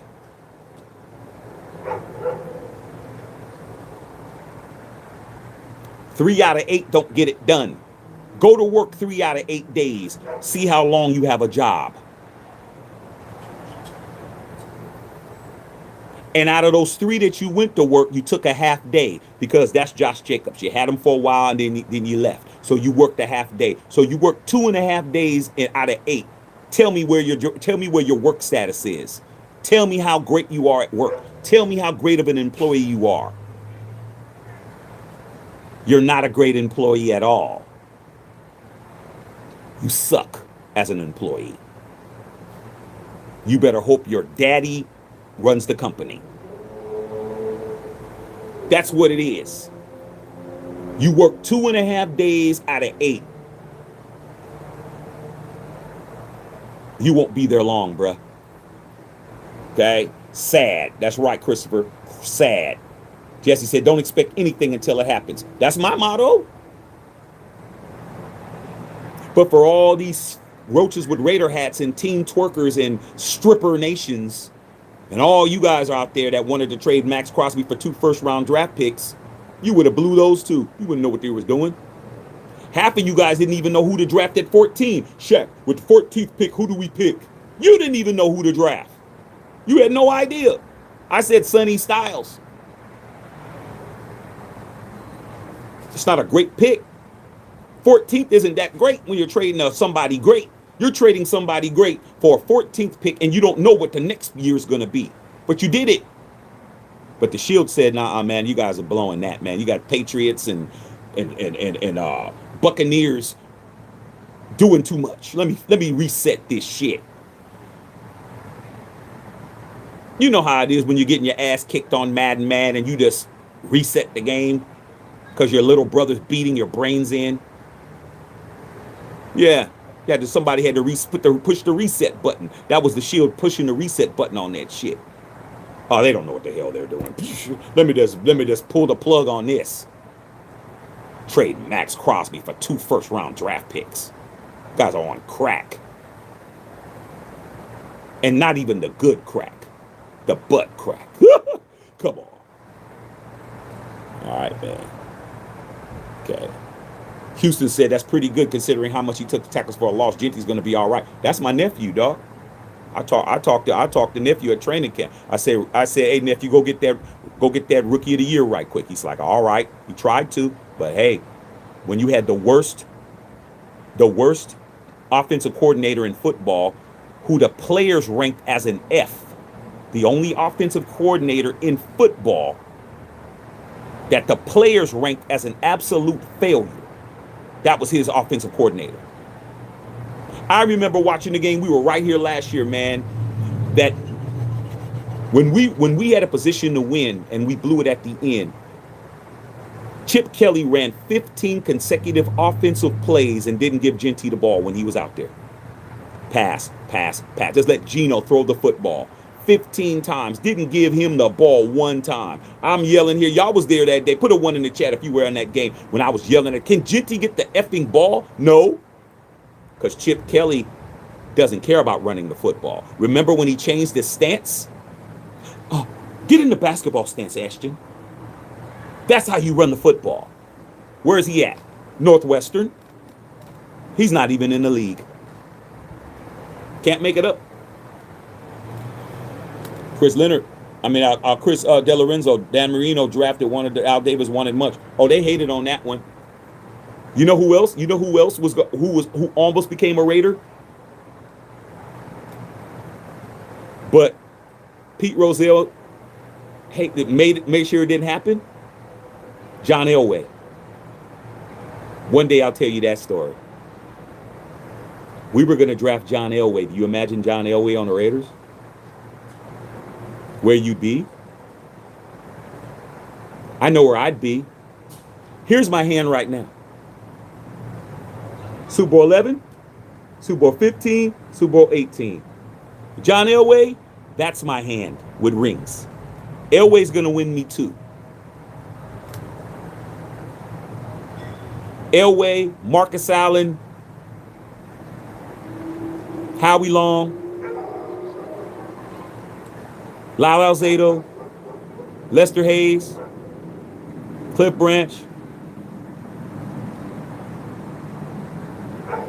Todd Christensen, Mike Haynes. Stop.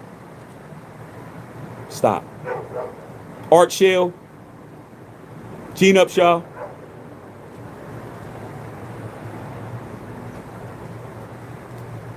John Elway was that close to being a Raider, and he wanted to be one. But they found a way So the Baltimore Colts was going to draft John Elway, and John Elway's dad, Jack Elway, who used to be a coach at San Jose State, said, if you draft my son, he will not play. He will go play baseball because he had what? He had a baseball contract with my New York Yankees. So the Colts traded that pick to the Denver Broncos, and the rest is history. Stopped Al Davis from drafting them, no. Me, Bill Holloway, and Raider Trey, our classmate, Kenny Williams, who was the general manager of the Chicago White Sox, played football with John Elway at Stanford.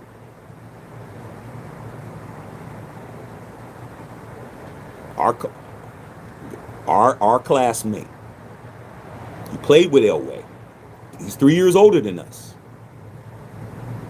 Okay? And I remember at my boy's house, he came over there, man. We were watching, remember the Sugar Ray Leonard and Marvelous Marvin Hagler fight? I remember that fight. Kenny came over because we were all, the neighborhood was all, because back then everybody didn't have HBO in our neighborhood. You had to go to somebody's house who had that shit. So we were all in the homie's house. The whole hood was in the homie's house to watch the fight, to watch Sugar Ray, and to watch Marvin Hagler in that fight. And Kenny came. He was at Stanford. And he showed up. Hey, what's up, man? Hey, man, how's Stanford? All that. He said, hey, man, we got this quarterback. God is my witness. He said, man, we got this quarterback, man. His name is John Elway, bro. John Elway? And I was like, John Elway. Isn't he a baseball player? Because the Yankees. He's like, yeah, he has a scholarship with the Yankees. He said, man, it was spring practices. See, I'm giving you information. I'm from the Bay, dog. I'm gonna give you information you ain't never heard before because I have it. He started talking about John Elway. He said, man, I never, ever met a guy that threw the ball that hard. We didn't have the internet. We didn't have rivals and all these things where you could look up and see these guys. We were like, what are you talking about? He said, man, Elway breaking people's fingers out there. He said Elway broke a couple of guys' fingers with the football, throwing it so hard. Okay? So he told us this story. He said, man, there was something at Stanford that was called the Elway Cross.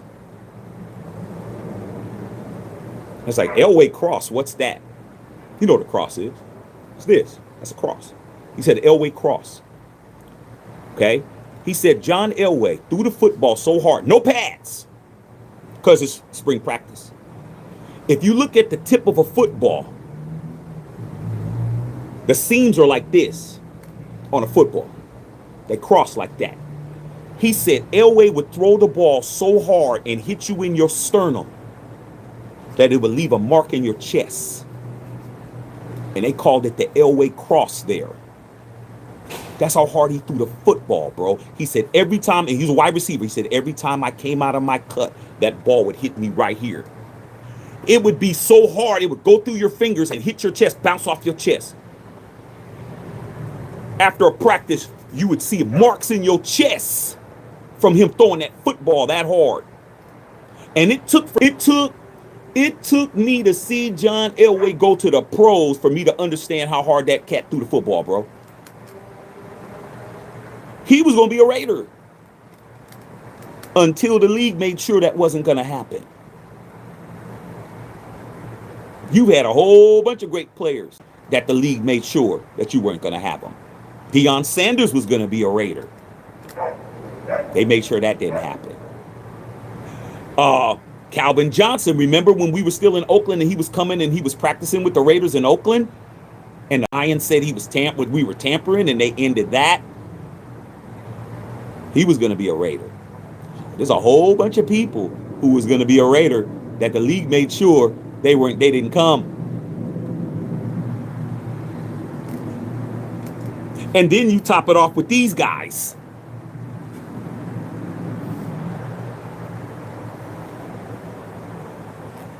Okay, unfiltered beanie because it's cold here. Hey man, get that unfiltered beanie, get the unfiltered nation one, all that shit. Y'all need to start getting this merch. I'm telling you.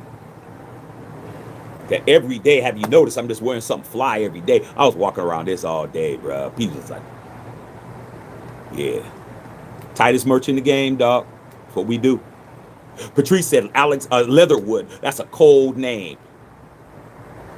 I mean, damn, Leatherwood. Something should be doing something with that name.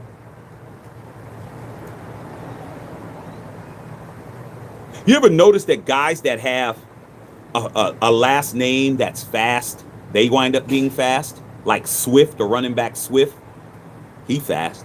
James Jett, he was fast. Okay? Okay, I mean, people who have those kind of names wind up being fast guys. Their names is fast. There was a guy that played for that played for the Philadelphia Eagles. His name was Mike Quick. Mike Quick. Guess what he was? Quick as shit. His name was Mike Quick. He was quick. James Jett. Jett. Swift. Swift. Come on, bruh. All right? Leatherwood, you should be doing some shit. Nope. Pleatherwood.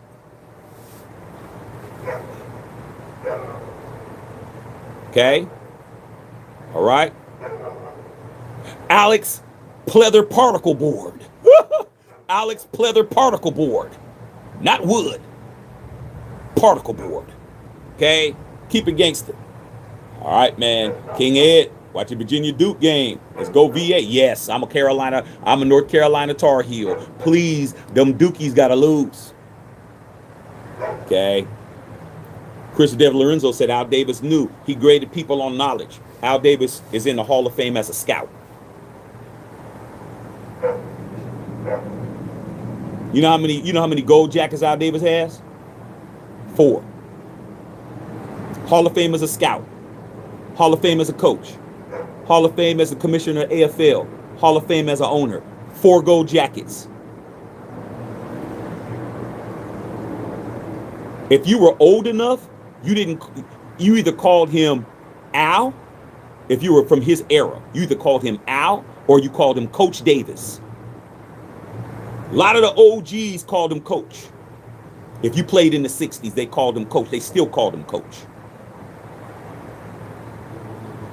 You know Al Davis was AFL Coach of the Year when he was in the AFL with the Oakland Raiders. Al Davis has a Coach of the Year. You talking about?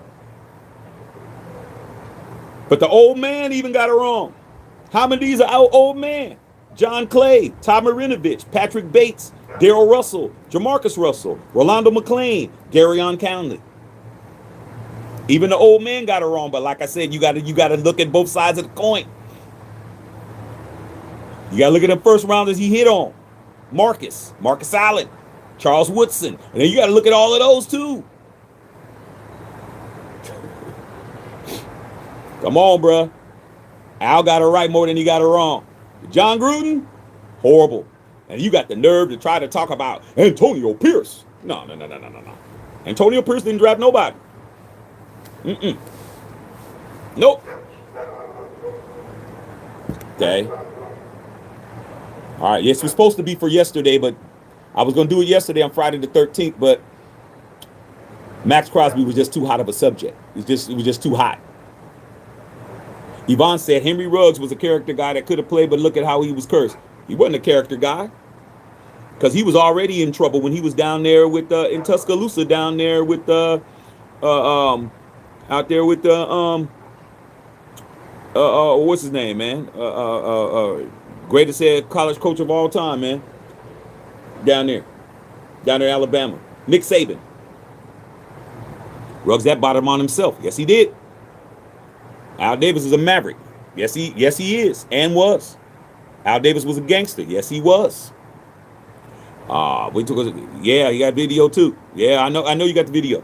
I said it. Winston Thomas. Al Davis was the truth. He got old and it got sad. Well, you got to get old eventually. Come on, dog. Old people get old.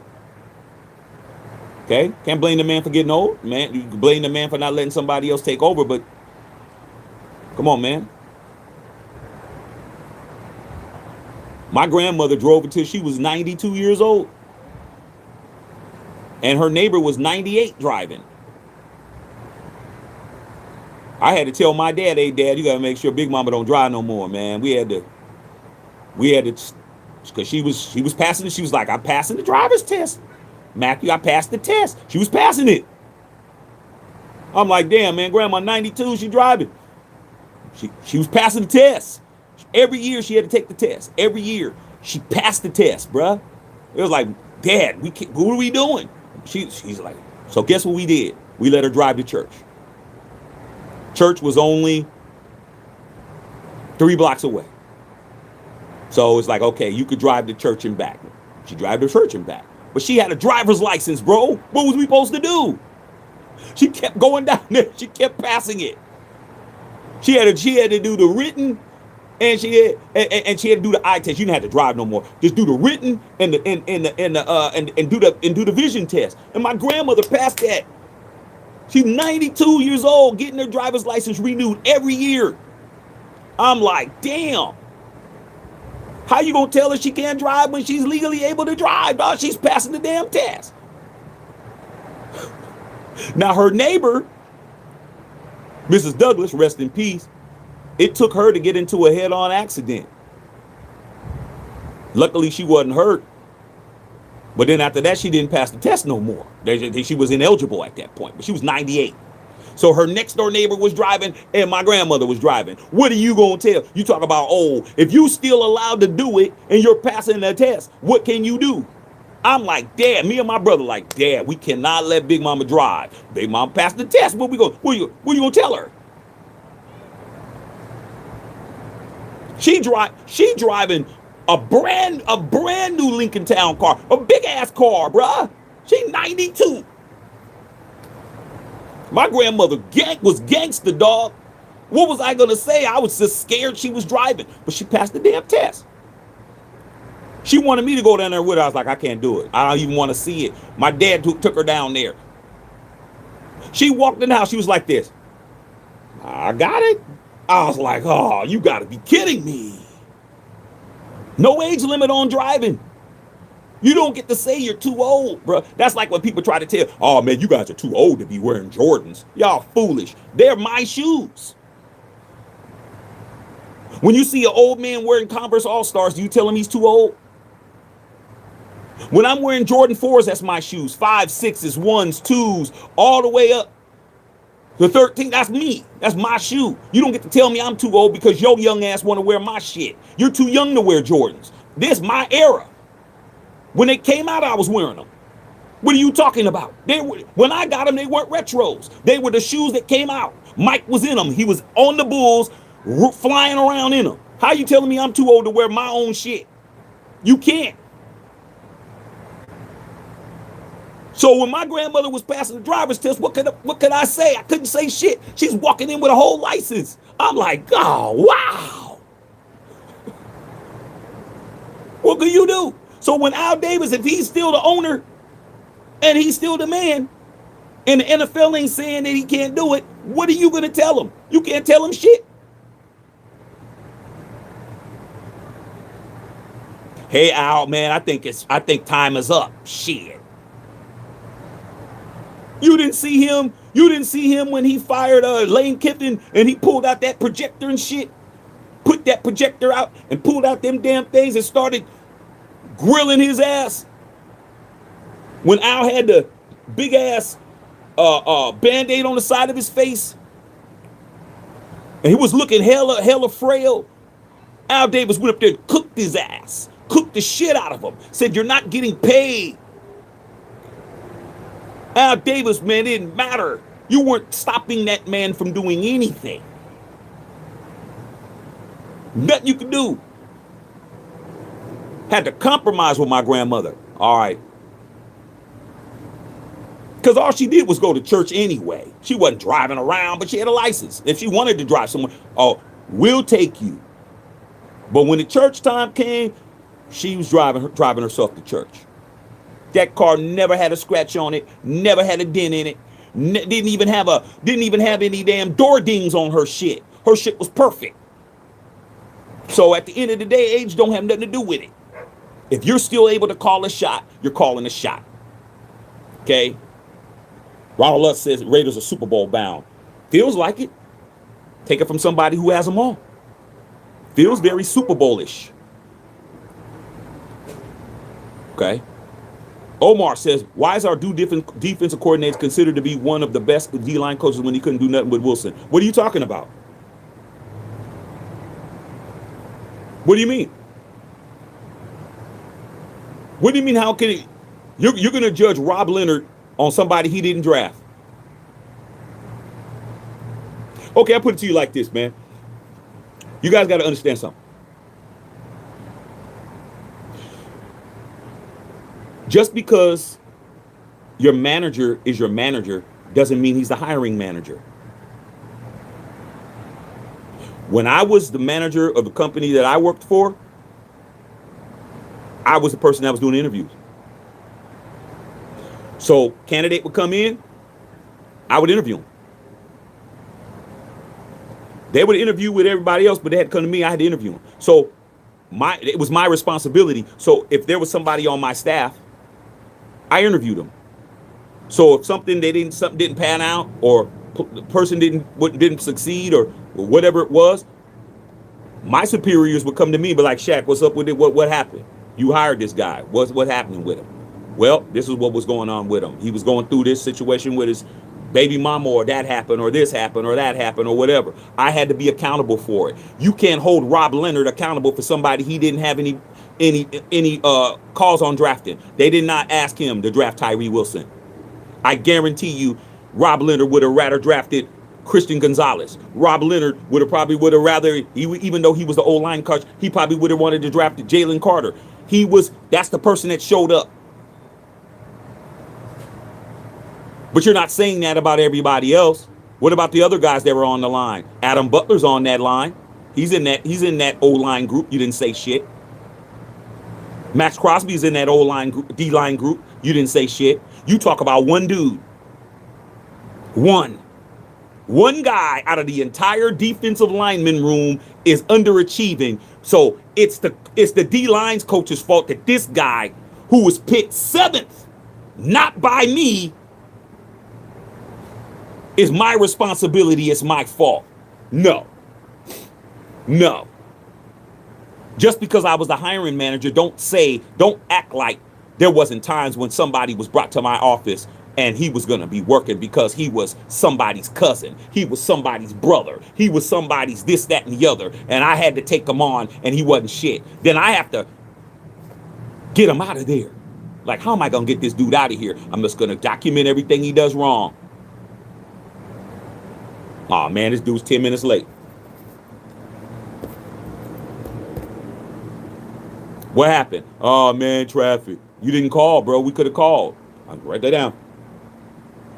That's what happens. That's why you lost your job, because they just start writing down all your shit. Didn't matter who your brother was, or your uncle Harry, whoever the hell helped you get that job, help you get your job. You had to perform. That's not Rob Leonard's fault. That Tyree Wilson has been underachieving since day one. That's his responsibility. Now, if the whole defensive line isn't succeeding, then you have a point. But one dude, that's like you saying, hey man, if you were a good teacher, how come Dumb Donald is failing your class? You're not good because Dumb Donald is not learning. His name is Dumb Donald. What do you mean? See what I'm saying? You guys are quick to blame somebody for one person who didn't do some shit. There's always a bum in the clique. It might be you. There's always a bum in the clique. Always. There's always somebody who ain't doing what the hell they're supposed to do. You don't get to blame the whole clique. But then again, a lot of y'all do. You have to stand out. No one's blaming Max. He was in that room. Oh, well, that's Max Crosby. What about Malcolm Kuntz? He was in that room. You're not blaming him. You're blaming Rob Leonard for a guy who showed up day one the same that he showed up in year 4. That man has not improved at all. Not a muscle. Not an inkling. But it's Rob Leonard's fault. Only Raider fans think like that, bro. Come on. Stop it, man. Y'all be making up anything. Okay? Wilson is whack. Time for him to go on and go get Ghost. He's on the team now. King Ed Riggs is the first Raider convicted of H. Forever in the record books. Vehicular. But guess what? He's not the first wide receiver to ever do that. Okay? Y'all remember Dante Stallworth? Played for the Steelers. Super Bowl champion. He did it. Vehicular H. Came right back did his time, came back to the Cardinals and played. But he didn't play for the Pittsburgh Steelers. I want Ruggs to come back to the league and succeed, man. Rehabilitate himself. But I don't want him on the Raiders. I don't want that. I don't need that. That family still lives in Las Vegas, man. We don't need that kind of press. Jesse Merrill, friends and family that have their records hanging on the high school wall. How'd they turn out? Bad choices. I'm telling you, man. The most sad thing in the world is wasted talent. People who had talent and wasted it. Happens all the time. All the time. Had everything going for them. Wasted it. Stoney, what's up, Stone?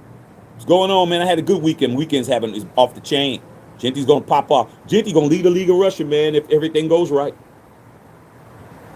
You don't get 1,000 yards after getting hit. I mean, there was times, man, but the time Geno handed in the ball, he was getting hit. I mean, damn, dog. I can't even get to the line of scrimmage. I was a running back, bro.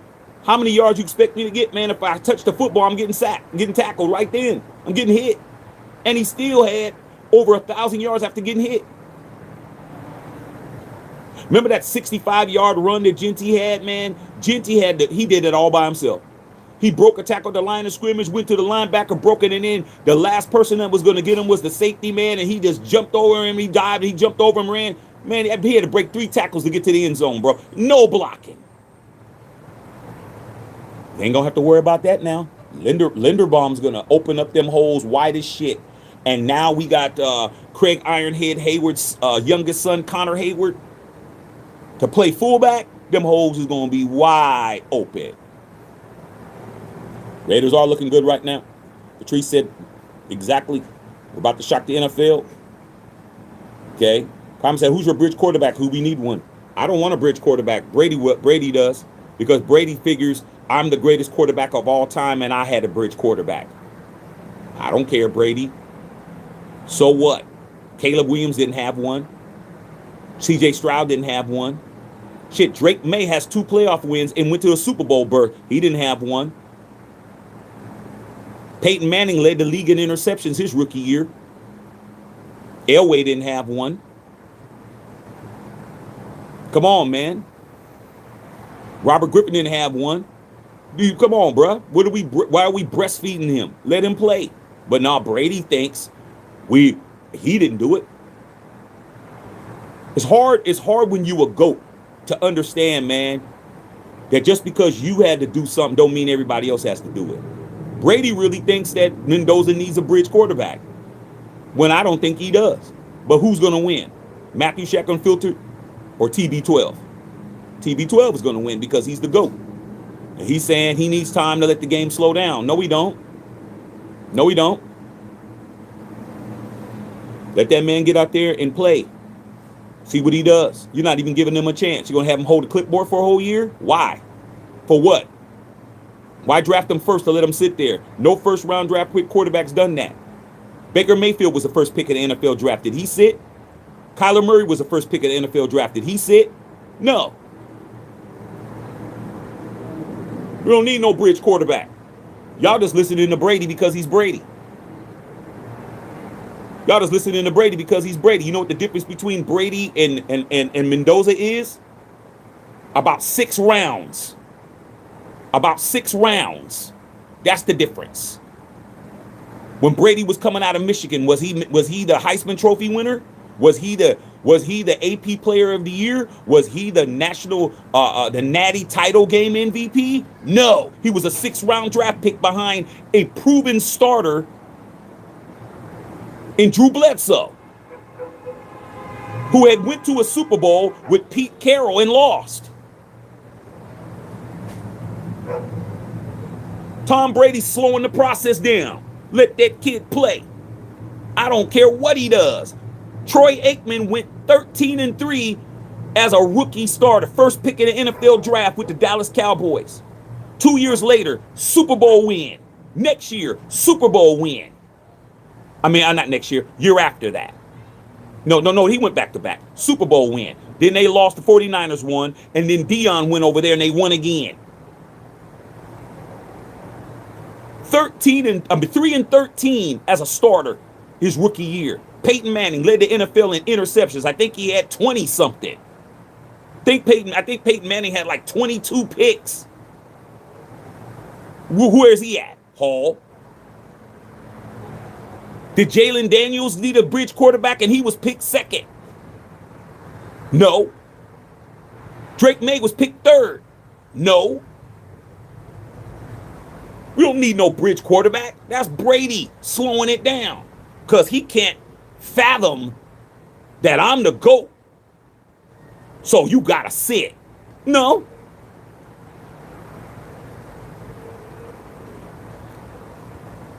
Bullshit. And I tell him to his face, what are you afraid of? You afraid of Mendoza's gonna outshine you in his rookie year? Why are you trying to stunt that kid's growth? What you draft him first for?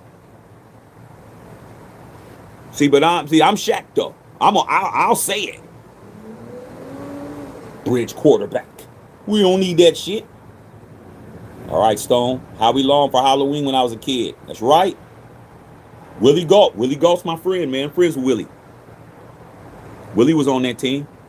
I learned a lot about the LA Raiders from my boy Willie, man. Willie told me a lot of stuff, man. I was asking him all kinds of questions, bro. Like, that stuff he told me, all kinds of stuff he told me, man. It was like the LA Raiders were like rock stars, bro. They were like rock stars in LA, bro. They were like rock stars. Like, they got preferential treatment all over the place. During that time, the only thing that was on par with the Raiders at that time was the LA Lakers. And the Lakers Magic was on the sidelines all the time, and they superstars on the sideline, James Garner, from the Rockford Files, all these guys were on the sidelines all the time, man. It was just like, it was just like we'd come out and we'd see our favorite movie star on the sidelines. Al had all those dudes there at the LA Coliseum. Major Raider could tell you because Major Raider was working those games in that time. Violator could tell you because Violator was at those games. Raiders were like rock stars, bro. Everybody was there, dog. Everybody was at them games. Okay? All right. Todd Kedem knew dad's a little crazy. Yeah, Todd Marinovic's dad was crazy. Okay. Mike said Marcus could throw the ball football on his knees, 75 yards, but couldn't throw a TD for shit. Well, because throwing a football on your knees isn't a football skill that you actually do in a game. If you throw a ball 75 yards on your knees, if you're on your knees, you're what? You're down. Quarterback on his knees in football and in the backfield, they're going to call that play dead, right? So what's the use of having a skill that doesn't translate to a football game? He had skills that didn't translate to a real football game. That's why. Tell me where you see quarterbacks on their knees throwing footballs. Every time I see Patrick Mahomes is probably the closest dude that gets to the point where I've seen him throw completions with his knee on the ground, and they said it was down by contact. So him throwing the ball on his knees 75 yards didn't help, did it? Stoney said Mendoza's going to carve up defenses if he gets in the game. Jesse Merrill said real people knows, but real people know who's fake. That's true. Carlos Sanchez, what's up, Los? Yvonne Holland, Russell Wilson to the Chiefs. Hey, man, salute to Russell Wilson for continuously getting him a bag. Russell got all those kids, man. Sierra, man. You got Sierra as a wife, man. You better keep working, bro. What Troy Polamalu says? Always be working. Always be working. Okay? Or never not working, whatever he says. What's up, Robbie Ringle in the house? What's on, man? Double R. What's happening? All right, man. Okay, straight up. We real ones over here. Yeah, we real ones. Jesse said, I was in Tampa when the Bucks beat the Rays in the Super Bowl. Nobody said a word to me because they knew I was pissed. Yeah, they knew better. Dallas Doc called the Ravens Doc, and Vax failed his physical. That's what has the NFL written all over it. No, it's worse than that, Stoney. The Dallas Doc didn't call the Ravens Doc. He was there. Dr. Cooper. The same guy that did Malik Neighbors, repaired his knee, and the same guy that just repaired Patrick Mahomes' knees was there. He was there with 5 other doctors. We covered it over here. Watch last night's live. Okay. Chief said team twerkers. Come on, dog. You know I named that. You know I named them that. All my little sayings is all over Raider Nation. People say my shit all the time. I even had somebody come over to A-Shack. They were saying, popping it like an ugly stripper over there. Yeah, they always stealing my lingo, dog. But I'm from the Bay Area, dog. Come on, Patrice. We from the Yay, man. You know E40 has the greatest lingo of all time. You hear people saying Skrilla in Atlanta. Broccoli and all of that. All we do is make up sayings. I'm a Bay Area native. I'm definitely going to come up with my own vernacular. Nobody says team twerk. Nobody says roaches with Raider hats. Nobody says stripper nation. Just me. But guess what? Everybody seems to be running down the block with my vernacular all over the place. Not crediting me. But hey, I'll just come up with something else. Robbie Rangel. All right, see those ones, y'all. What's up, Bill? Jimpy posted the dopest video for 4th of July. I saw that. Michael Myers with the machete in his hand. Bad boy. Man, go pick up the Ashton Genty, man. Go pick this up. Go pick this shit up right now. Look, man, and then on the back, there's something on the back too, man. But I ain't spinning around for you guys, man. I ain't no damn ballerina and shit. Go watch, go look at it. Go to MatthewShackUnfiltered.com and go look at it. Christopher De Lorenzo out. Roselle hated Al, and Al hated him. And I know all the reasons. I've given you guys the reasons on that. It goes back to the 50s. Al Davis and Pete Rozelle's hate happened before both of those guys were in where they were at. It's a very simple story on why these guys hated each other as much as they did. I'll give you the short version. Al Davis in the 50s was known to be had one of the greatest databases of players in the national in college. Pre-computer, pre-laptop. Okay? Al Davis scouted everybody. Al Davis had these scout sheets of players everywhere. Al Davis was the first person to ever go as a scout to go to the East-West Shrine game to find players. He went down to the traditionally black colleges. Where do you think he found Gene Upshaw? Where do you think he found Art Powell? Where do you think he found Art Shell and all these dudes that he was finding? He was going to places that nobody would go. He had these scout sheets. He scouted everybody. He knew everybody. John Gruden told a story when he first interviewed with Al Davis. He said to him, who's the third linebacker on the Chargers? The third linebacker, the third string dude. And John said, you have to know that kind of stuff. So when Al Davis wasn't even in the league yet, he was a scout. NFL college scout. So teams would call Al and pay him for his scout sheets. That's how Al made money. He had these scout sheets of all these players, and you would call Al and you would pay Al, and Al would send you the scout sheet for whoever you're looking for. Linebacker scout sheet, boom. Quarterback scout sheet, boom. Kick returner scout sheet, boom. And Al would sell them to these NFL teams. He was doing that shit when he was at the Citadel. He was doing that shit when he was a scout at USC. He was doing all of that. He wasn't even in the NFL yet. Okay, he was not affiliated with the NFL. But players, people would scout. Pete Rozelle was the general manager of the Los Angeles Rams. Was I around in the 50s? No. Do I look like I'm 75 years old? No. How do I know this? Because at my house, I had something called Encyclopedia Britannicas.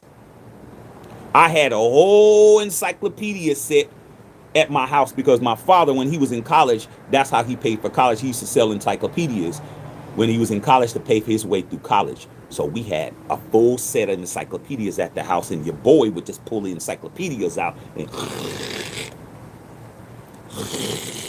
that's how I have all this knowledge in my head.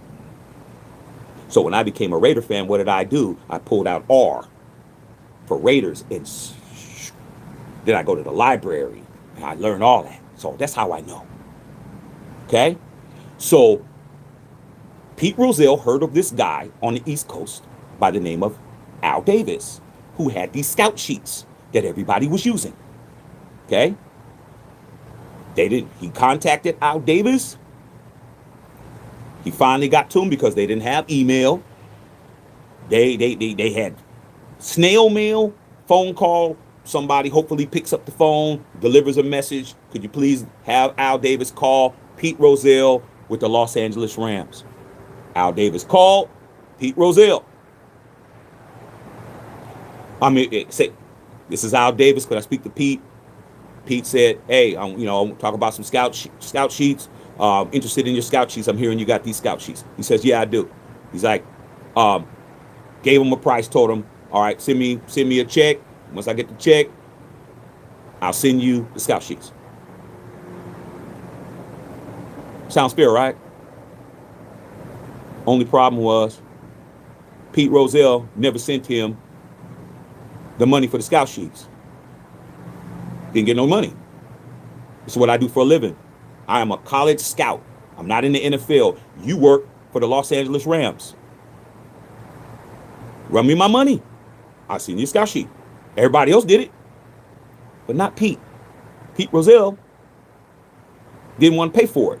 So Pete Rozelle went around bad-mouthing Al Davis. Oh, this Al Davis guy supposed to send me a scout sheet, and he didn't even send it to me. Blah, blah, blah, blah, blah, blah, blah, blah, da, da, da, da, da.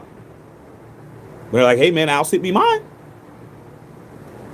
So Al Davis found out that Pete Rozelle was running around the league telling him, oh, this guy's a fraud. This guy, he don't have this. Bad-mouthing him all over the league. Okay? Next thing that happened, 1960, this is the NFL. Understand? NFL. Al Davis got on with the Chargers as a coach, as assistant coach with the Chargers in 1960. Los Angeles Chargers, AFL, American Football League. Pete Rozelle, NFL. Became a rival at that point. Al was like, I'm never sending this guy nothing. He became assistant coach. Then I'm going to get out of here. He became assistant coach. Guess who was else on that staff? Bill Walsh was on that staff. Don Coryell from Air Coryell was on that staff. Okay? Sid Gilman was the coach, who was what? The creator of the stretch offense. Throwing the ball long. How you think Al learned how to throw the ball long and stretch the defense? Got that from Sid Gilman. All those guys were on the same staff. Al Davis, Hall of Fame. Bill Walsh, Hall of Fame. Air Coryell, Don Coryell, Hall of Fame. Sid Gilman, Hall of Fame. What happened at that point? AFL started stealing all the players. Taking all the good players from the NFL. Al Davis left, became the coach of the Oakland Raiders in 1963. Okay? Head coach, 1963. They're winning over there.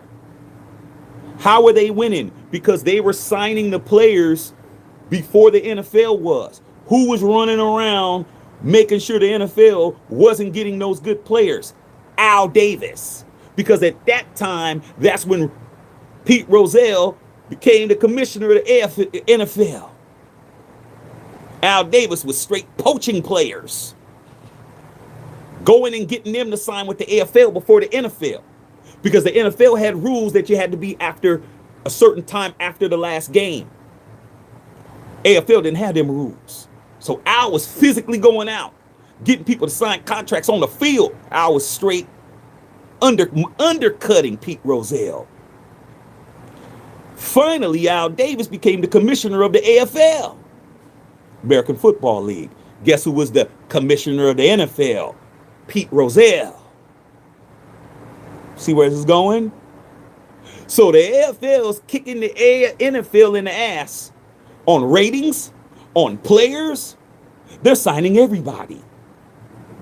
Okay? Everybody that's hot. The AFL signed Joe Namath, who was the best player in college football, not the NFL. The AFL signed Lance Allworth, who was the best wide receiver at that time, to the Chargers during Al Davis was there. Guess who signed him? Al Davis. So they're missing out on all the guys. They're losing to the AFL. So what happened? In 1966, they decided to prove who was the better league. You know what? The AFL and the NFL need to play for the world championship. So in 1966, they played a game called the AFL NFL Championship Game. The best team in the NFL, Green Bay Packers, versus the best team in the AFL, the Kansas City Chiefs. NFL won, but they didn't win in ratings. The next year they did it again. The AFL NFL Championship Game. Green Bay Packers versus the Oakland Raiders. Who was the coach of the Oakland Raiders? Al Davis.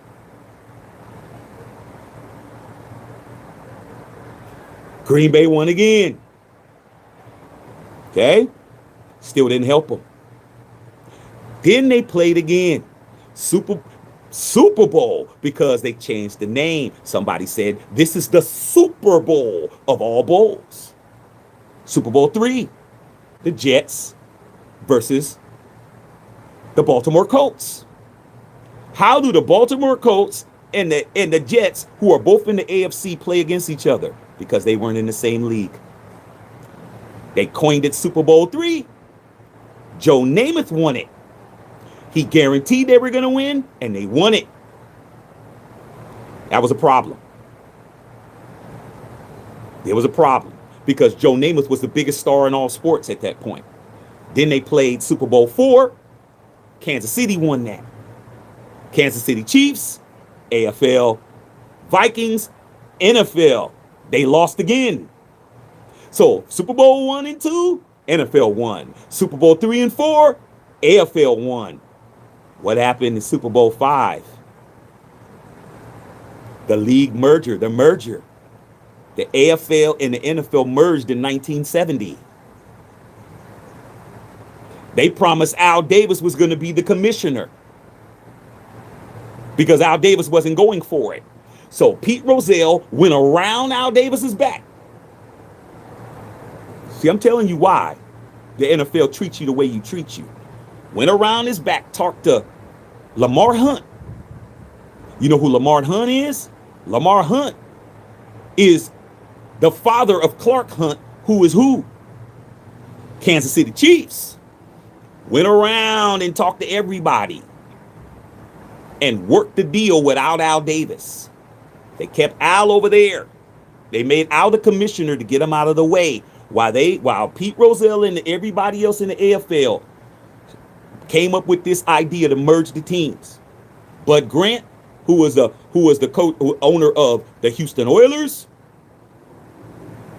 Lamar Hunt, owner of the Patriots too, them, Chargers owner, Broncos owner, all those AFL teams. There was only 7 or 8 original teams. They all came to a consensus.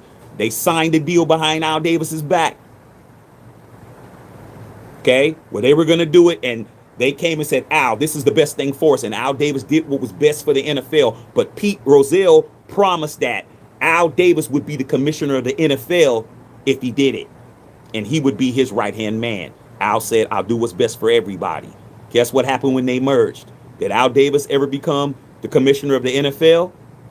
Nope. They did a Baltimore Ravens on Al Davis and Max Crosby. Same shit. Lied. didn't give it to him.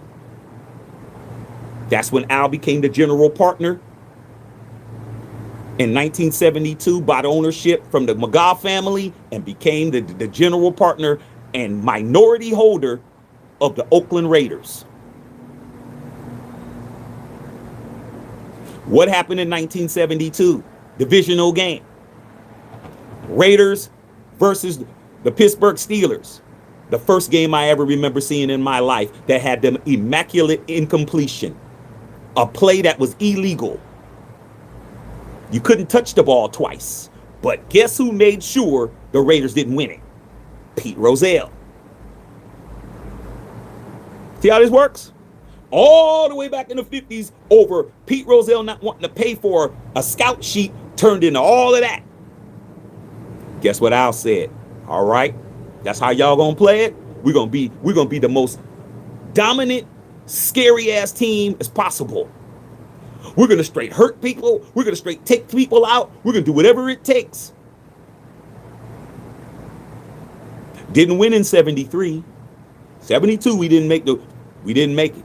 72, Miami Dolphins won the Super Bowl. 73, Miami Dolphins went perfect season. No, 72 was perfect season. They won again.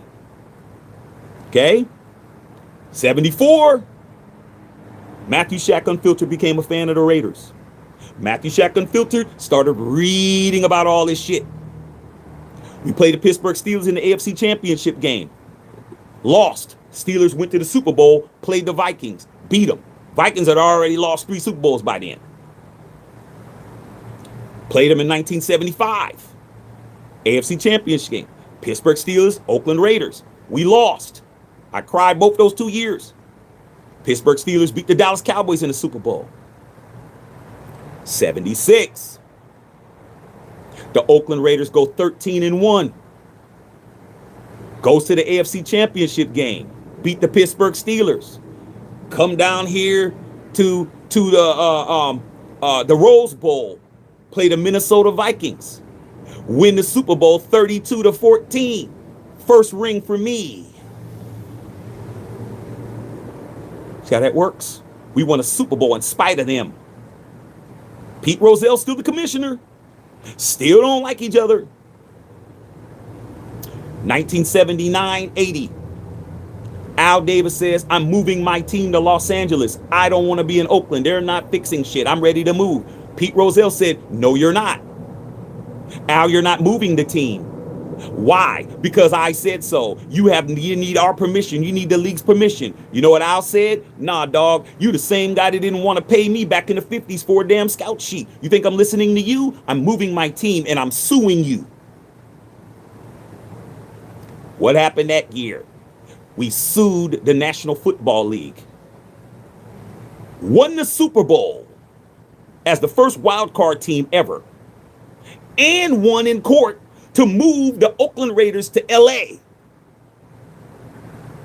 Pete Rozelle had to hand Al Davis his second ring, which was my second. Every time we won, Pete Rozelle had to hand the Vincent Thomas Lombardi Memorial Trophy to my team, to the guy he hated the most. Think about the person you hate the most. You got to give him the most valuable thing you own, which is the trophy. Gave it to him, and then the next day in court, you lose. In court. The only man to ever win a lawsuit against the NFL was Al Davis. Guess what he won? He won the right to move his team, and monetarily, he won $1. Didn't win no monetary money. You get to move your team, and you win $1. That's it. I was like, all right, move this team from Oakland to Los Angeles. What happened the next year? The Baltimore Colts, in the middle of the night, moved their team from Baltimore to Indianapolis. After Al did that, everybody moved their team. Without the Raiders and Al Davis winning that lawsuit, nobody moves nowhere. The Rams don't get to move from LA to St. Louis and back. Teams, the Cleveland Browns don't get to move to Baltimore and turn into the Baltimore Ravens. Nobody moves nowhere without this. Without Al Davis winning his lawsuit to move the Raiders, to LA, nobody moves nowhere. Any team that moves owes us. You should be paying us, okay? You should be paying rent to us that you're able to move. Ask the Chargers. How did the Chargers move from San Diego to here? We did it first. That's the story. They hated each other all the way up. Okay? Because of a situation where you didn't want to pay a man and then you walk around slandering him. Al Davis took that shit personal. And that's why you have a tuck rule. And that's why you have a holy roller. Every time we won a game, they changed the rule. The holy roller. It was okay to fumble the ball forward until we did it against the Chargers. After that, they changed the rule. Tuck rule, never heard of it in your life. Index card, never heard of it in your life. All of it on us.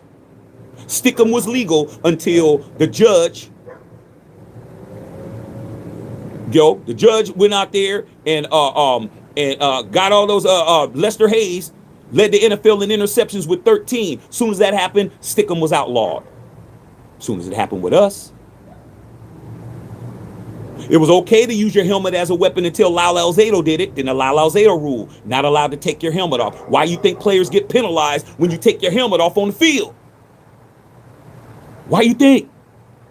You didn't know that, did you, Raider fan? You didn't know the reason why these players get penalized for taking their helmets off on the field is because of Lyle Alzado. You didn't know that, did you? It's called the Lyle Alzado rule. Look it up. Like I said before, bro, this NFL versus Al Davis versus the NFL. When you seen that damn documentary, you need to go watch that shit again.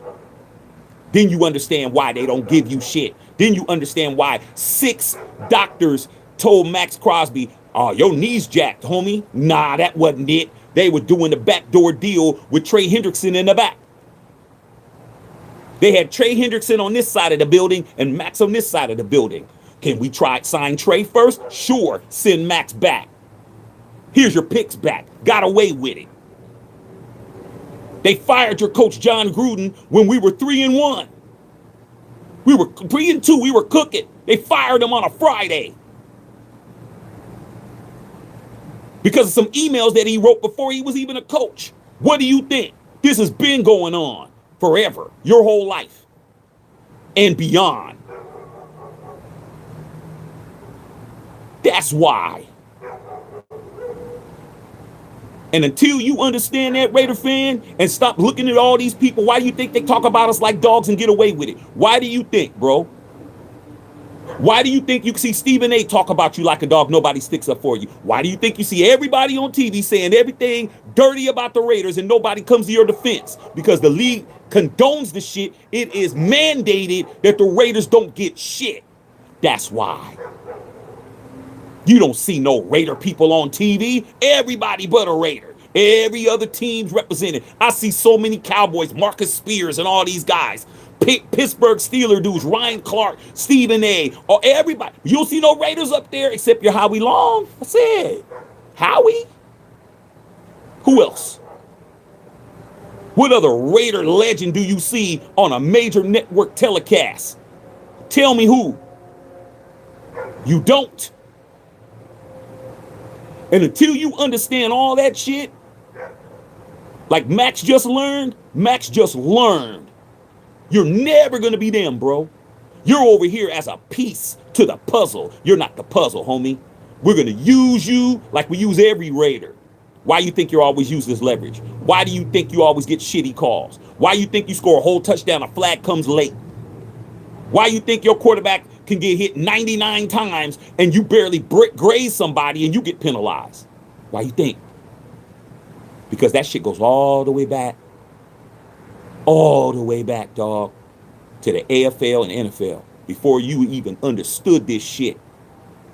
That's why. And it took me to tell you, but I've been known this my whole life. And that's why I love being a Raider, because we won 3 Super Bowls in spite of the NFL. We should have won more. When we lost in 2002, how all of a sudden Barrett Robbins is in is in Mexico somewhere, drunk in a damn club somewhere, down there at some brothel and shit before the game. How the hell did that happen? You know how far San Diego is from Tijuana? That's a whole nother country. They drugged that dude. Drug him. Who calls the offensive? Who calls the line assignments at the line of scrimmage? Your center, Barrett Robbins. They sabotaged you. You talking about? How does Rich Gannon, who was the league MVP that year, throw 5 interceptions and 3 pick sixes in the Super Bowl and then wins the damn Pro Bowl MVP? He played perfect all the way to the bowl, played like dog shit, and then went right back and won the. How did that happen? How did they know all their offensive plays?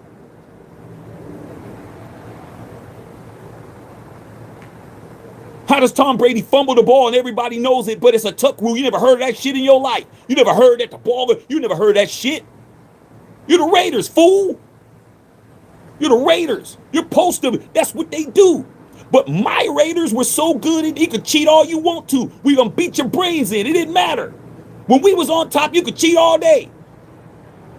You know how many touchdowns that they called back on us? We called the same play again. John Madden, we're going to run that shit again. They can't stop it. What are you going to do, call it 2 plays in a row? What the hell are you talking about? Y'all don't know this team. Y'all don't know what you're talking about. These Raider channels don't know shit compared to me. That's why they don't want to collaborate with me. They don't want to hook up. Hey Shaq, why don't you do a show with this person and that show? They don't want to fade me at all. They don't want to see me around. They don't want me in the vicinity because they know they can't shine with me there. I know too much, bro. I am a Raider. 52 years, 3 rings. They don't want to see me at all. Keep his ass over there with his little unfiltered nation that's growing day by day. They don't want none of me. None of them. And if they're watching, let's get together. I ain't gonna get an email. I'm not gonna get a smoke signal. I'm not getting shit. Because guess what? I absolutely just showed you the whole Raider history in less than 10 minutes. And you want to come over here and you want to fade with me? You want some of this work? You don't. You don't want no parts of Shaq. 0. And if you think you do, look at your hands and tell me how many rocks you have on it. I guarantee you don't even have none. And if you do, you don't have 3. That's the whole situation, homie. That's it in a nutshell. And until the Raiders stop being everybody else, stop being Patriots, stop being Broncos, stop being Chargers, stop being Buccaneers and all this other stuff, you're going to continuously be where you're at. You think you're a 3-14 team last year? You wasn't no 3-14 team last year, fool. That's where they want you at.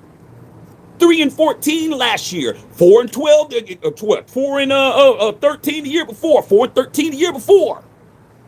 What are you talking about? You think all of this is because we don't get it right?